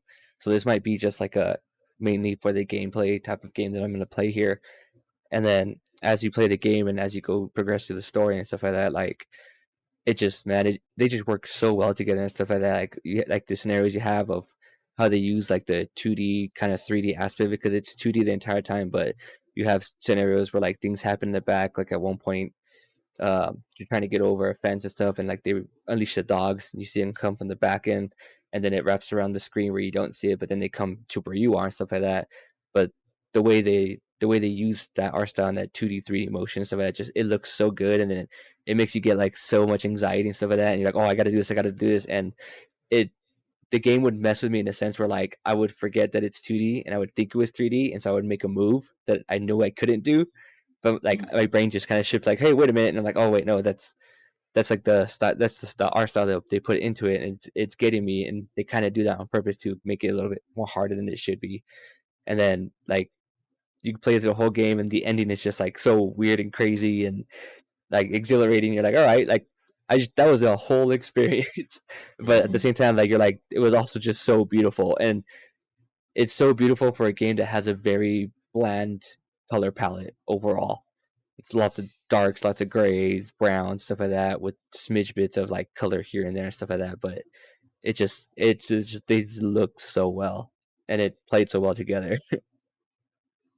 I think we're both kind of in that. That I think there's just a lot of stuff that I think it's has gone. I'm glad gaming has gone better in a lot of aspects.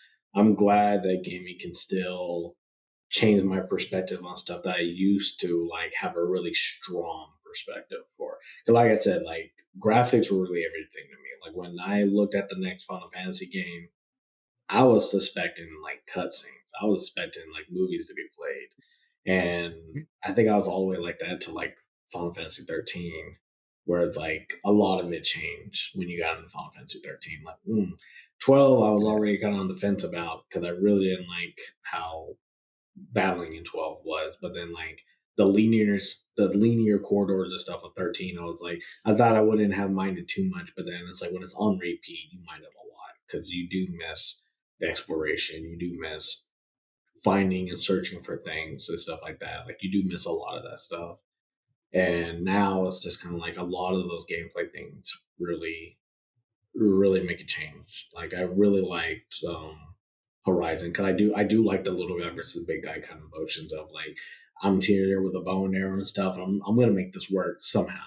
I do like those kind of fights where like you're just sitting there just beating something with the stick. Like I do like kind of like those moments. And Assassin's Creed is like that, kind of like that too for me. Like being you there's the game evolving to where you had to do assassinations in very different ways, or that you had at least the option to like, oh, you could do this assassination different ways and stuff.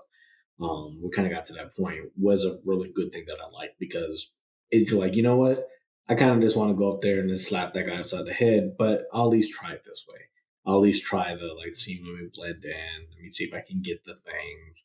Can I am I able to poison the drink in the way that I need to, kind of stuff like that. Yeah. Like, you do these things that you tried, like these little things do make such a big difference. And like I'm kind of glad that like a lot of my perception of a lot of that stuff has kind of changed somewhat.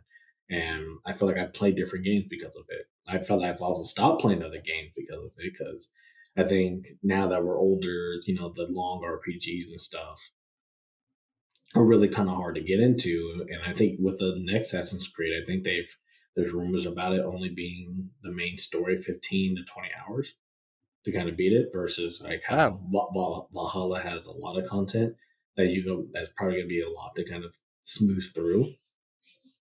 I still think that like there's just a lot of stuff about gaming today that I feel like I really liked.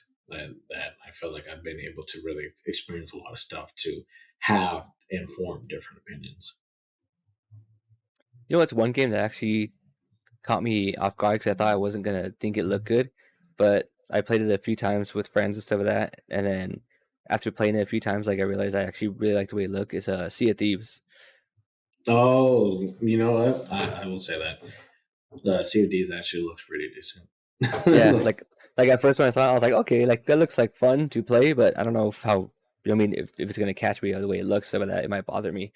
And then you start playing it, and like I know it's this thing that everyone always talks about stuff like that, but like the way they made the ocean look and things like that, it's just like phenomenally beautiful and stuff like that. Like it looks like out of like a picture book and stuff like that you see it and stuff like that. And it's like, oh man, this is really fun. And like there was times where like my friends and I would just set sail, and we wouldn't really even do anything. We just kind of set sail and just hang out and stuff like that, and just enjoy the views of like the sunset and stuff like that going down. It's like, Mhm. man, like these guys really knew get how to make this game look astronomically beautiful, and at the same time make it work with the type of art style they did, which is kind of cartoony-ish in a way and stuff like that, and a little funny, or as they would say, a little cheeky. Yeah, I do have to ask you, because I think this is pretty on point. Does it turn you off if a game looks too cartoonish?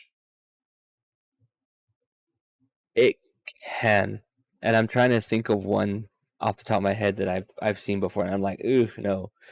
Um, do you have one on mind, There or are you is, okay with it? there is, but I'm not. There's actually two, and they're kind of play. Well, there's some Um, coordination, but I think there's a pretty good one.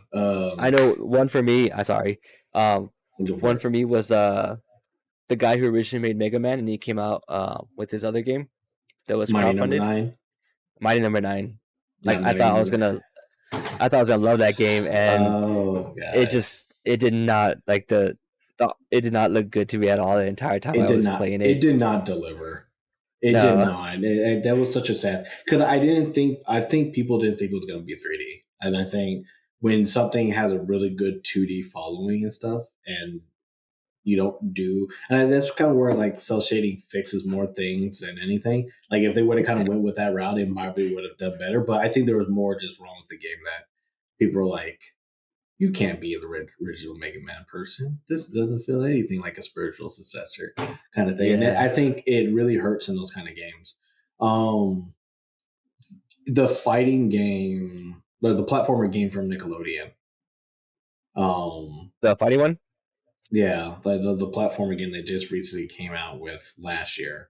Yeah, I think I think the way that they did it just looked terrible because it's hard when you having to get character from different series to have a a single kind of style to where like they're all represented. Because older cartoons are really hard to kind of really put into like the newer stuff. But then now that I'm playing yeah, multiverses and stuff, I have a completely different opinion on it. I feel like it's totally possible. You just need a direction. Because I mean, you're looking at Finn and stuff from like Adventure Time, and you see all of them in Brawlhalla, how they kind of fit in Brawlhalla. It felt like they were fine in Brawlhalla. And you feel like in hmm here, they felt like, hey, they actually were really good. But then when they were trying to do stuff in, I can't even remember the title for that, but I think it's All Stars or something like I that. think it might be. It just, there's a lot of about its aesthetic and like how stuff was happening in the gameplay that just didn't look good. It didn't look like it would have been fun to play versus to how stuff looked in multiverses. And it's like, that is kind of a shame because there's like, it has some pretty good IPs in there. But I felt that when I was looking at a lot of the characters and stuff, it looked pretty awkward. And I think one of the other game that came to mind, and I probably wouldn't have played it anyway, was like some of the SpongeBob games. Like when I see some of those Yeah, games kind of come out, like I saw like the latest one, I was like, maybe because I'm just not the biggest fan for like SpongeBob or just kind of like that, but I didn't see anything in the game to look like it was crazy versus like Sonic Frontiers. I'm like, hey, I might be interested. It's not like it's. I know some people were kind of hitting on it pretty hard, but it seemed like that might actually be cool when this latest trailer came out. You know, yeah. I know that feeling because I liked it when it originally came out. Was Destroy All Humans, and then when they like remastered it and came out with it again, I did not like the way it looked and anything because like they literally just remastered it, and I was like, it still looks like an old game, and it's like so that I'm not gonna oh, play because it's gonna bother me. You know what I mean?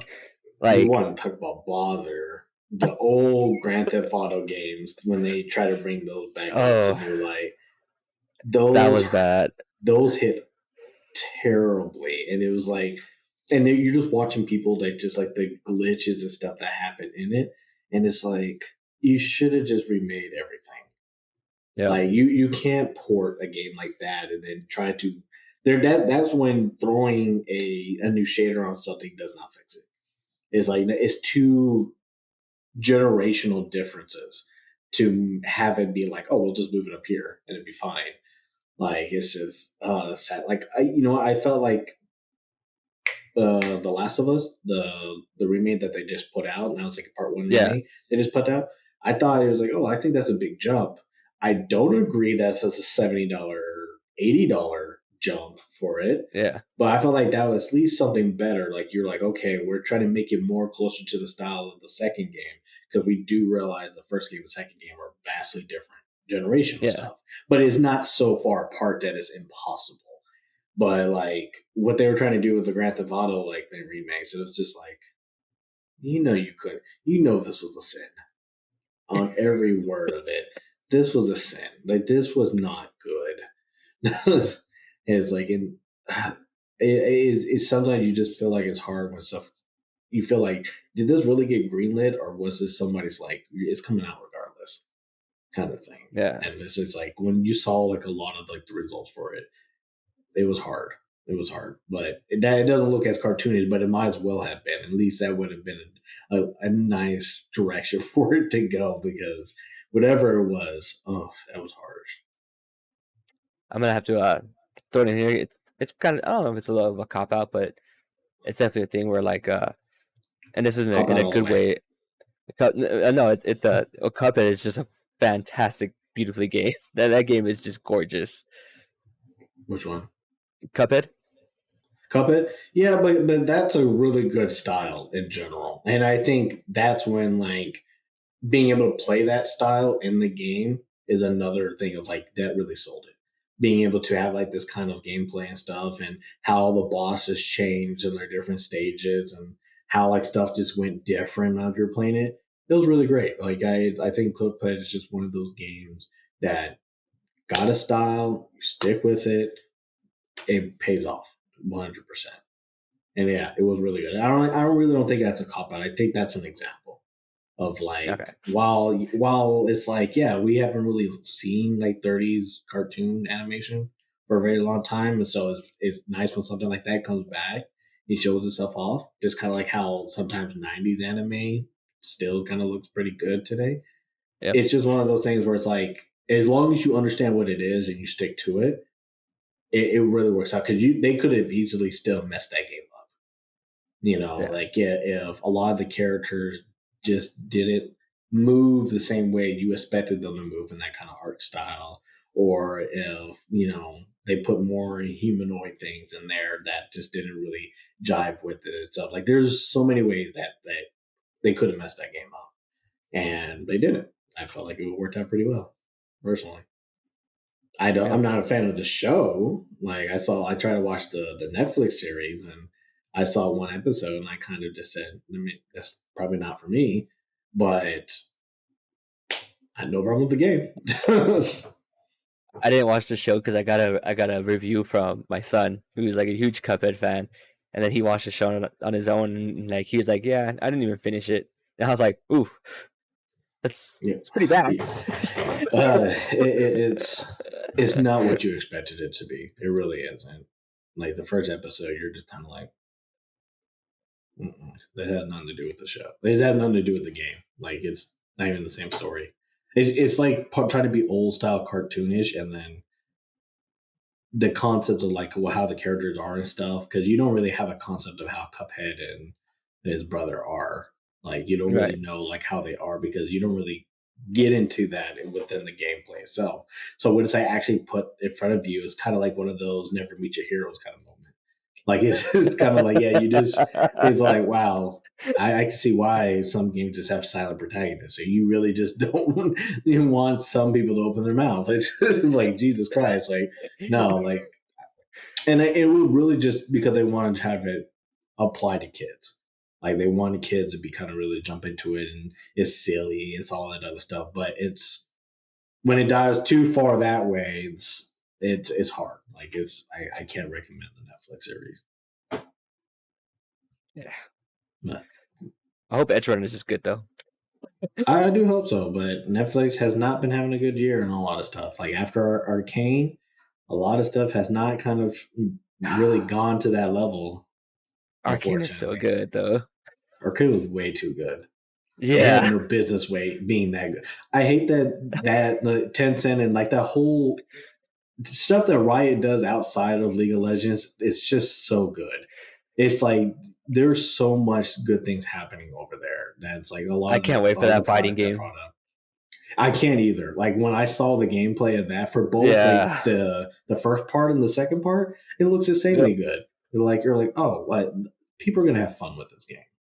You Yeah. go look at it and you're like, yeah, people are gonna have fun with this game. It's just some of the stuff that they've done outside of League of Legends has really kind of hit well when they kind of get into a lot of the genre.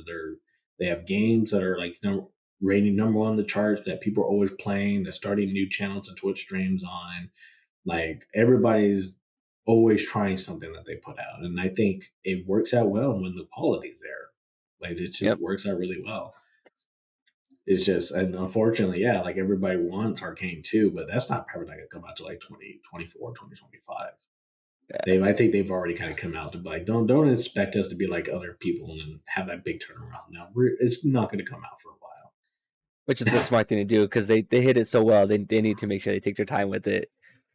Yeah, there're just some things that you is worth the wait. I will always say that, and I think more things need to kind of go that route. But outside of that, I think I kind of want to wrap this up by showing you that thing. I want your opinion on it. I'm not sure if I have the best picture. Actually, you know what? I'm going to bring up a YouTube video and see if I can find something that shows the game. And I kind of want your opinion on if this is a game that I feel like you will play it. Is this a new game or It like is a new one? game, and I think you can play it now. I think yeah, because I brought out the Steam link. Let's see. Give me a trailer because I just recently saw it. It has not been on my radar, and I have an understanding why has not been on my radar. But I think we've had a chance to play it. But what I saw a video of like explaining everything about it, and I thought it was pretty good. So I'm gonna share the screen. I'm sorry for anybody just listening to this. I apologize. It's not gonna be too big of a thing. Can I? Oh, I could do a whole Chrome tab. Yo, that's dope. I didn't know I could do that. Now it tells me I can do that. We're learning on the fly. I shouldn't be learning like this though.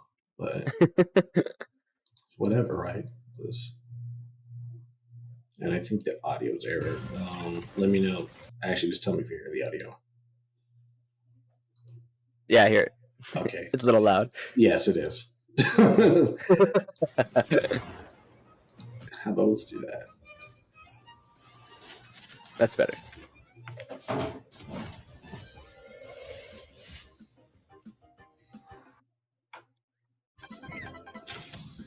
Is this that like kind of Pokemon like game?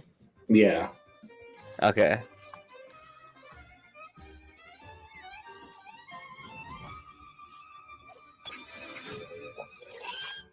But from what I understand, it's actually supposed to be an MMO. Okay.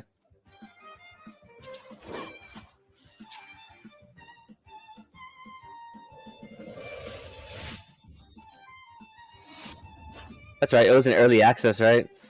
Yeah, and they just talked about 1.0.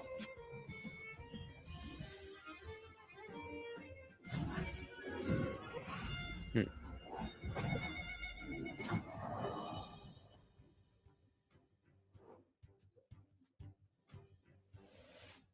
Yeah.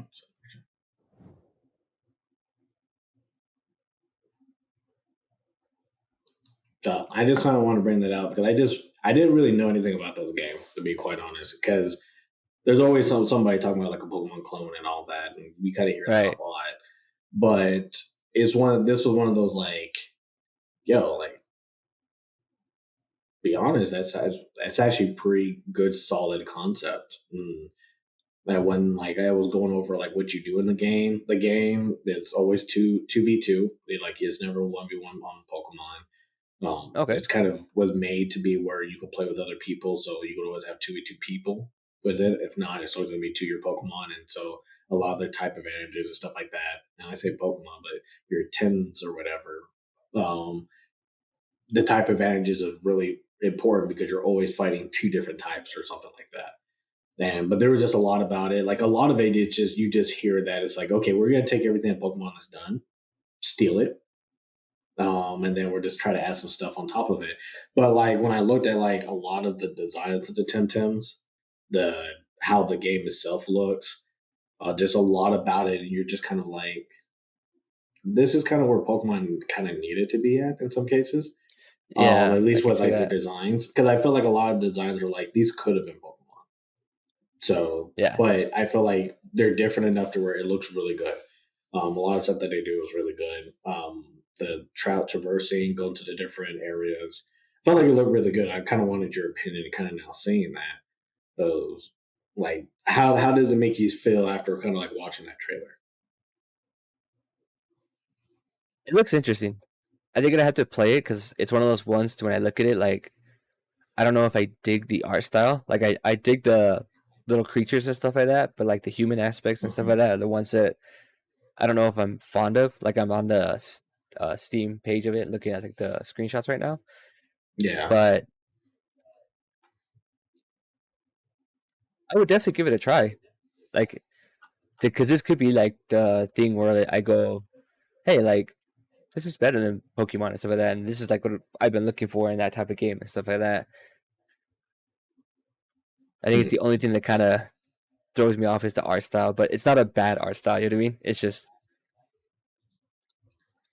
just looks a little So interesting, not in a bad way.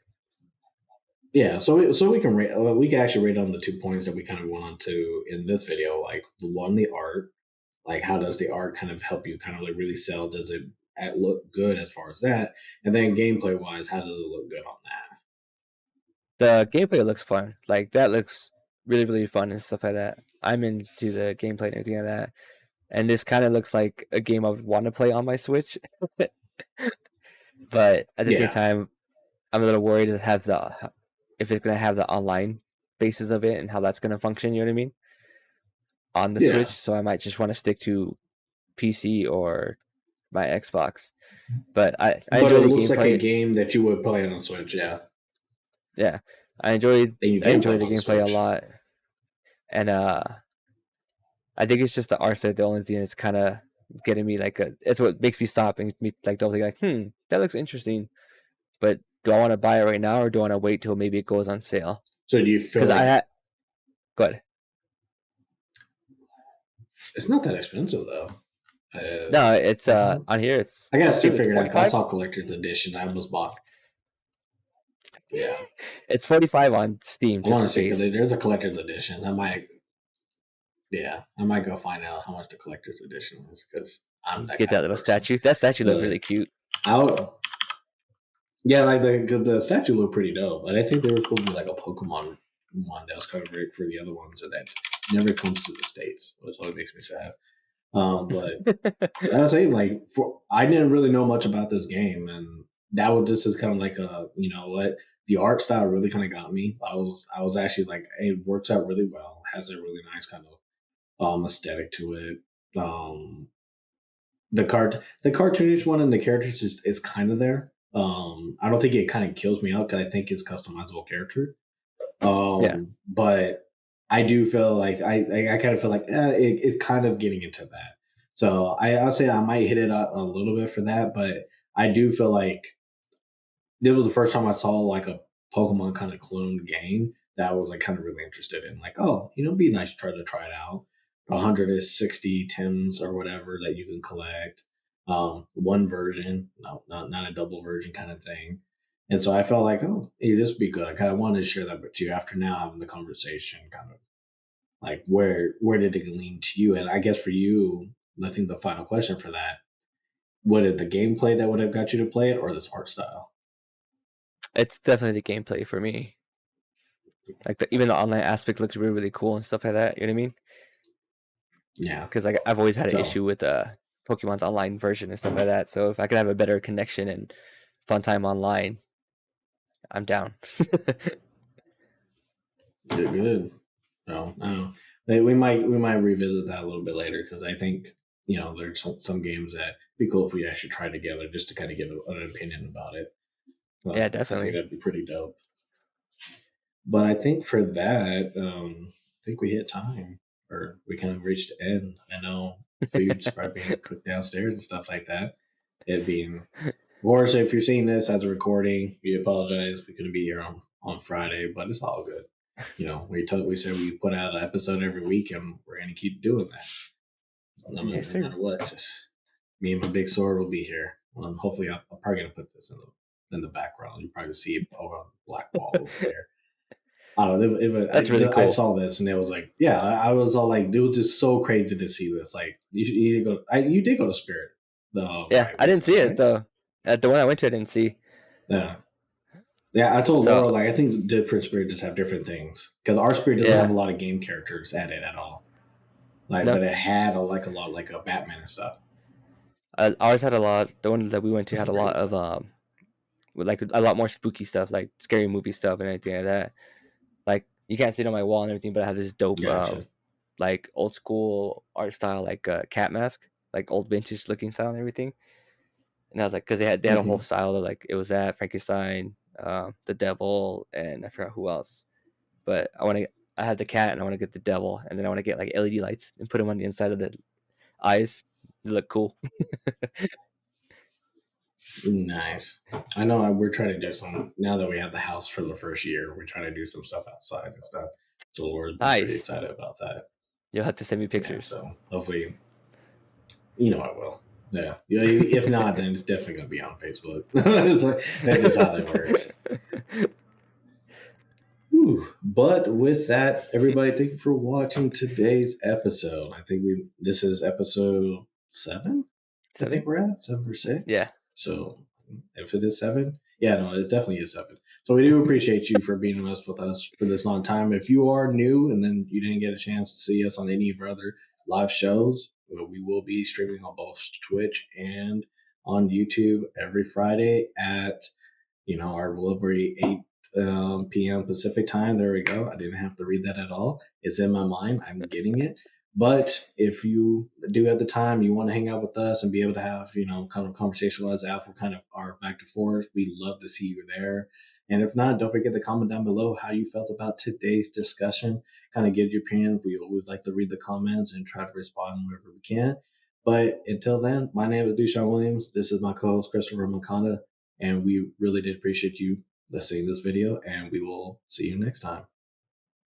Bye. You don't need to say I gotta bye. say bye. Yeah, it's fine. Oh, yeah, I'll say it too. Bye.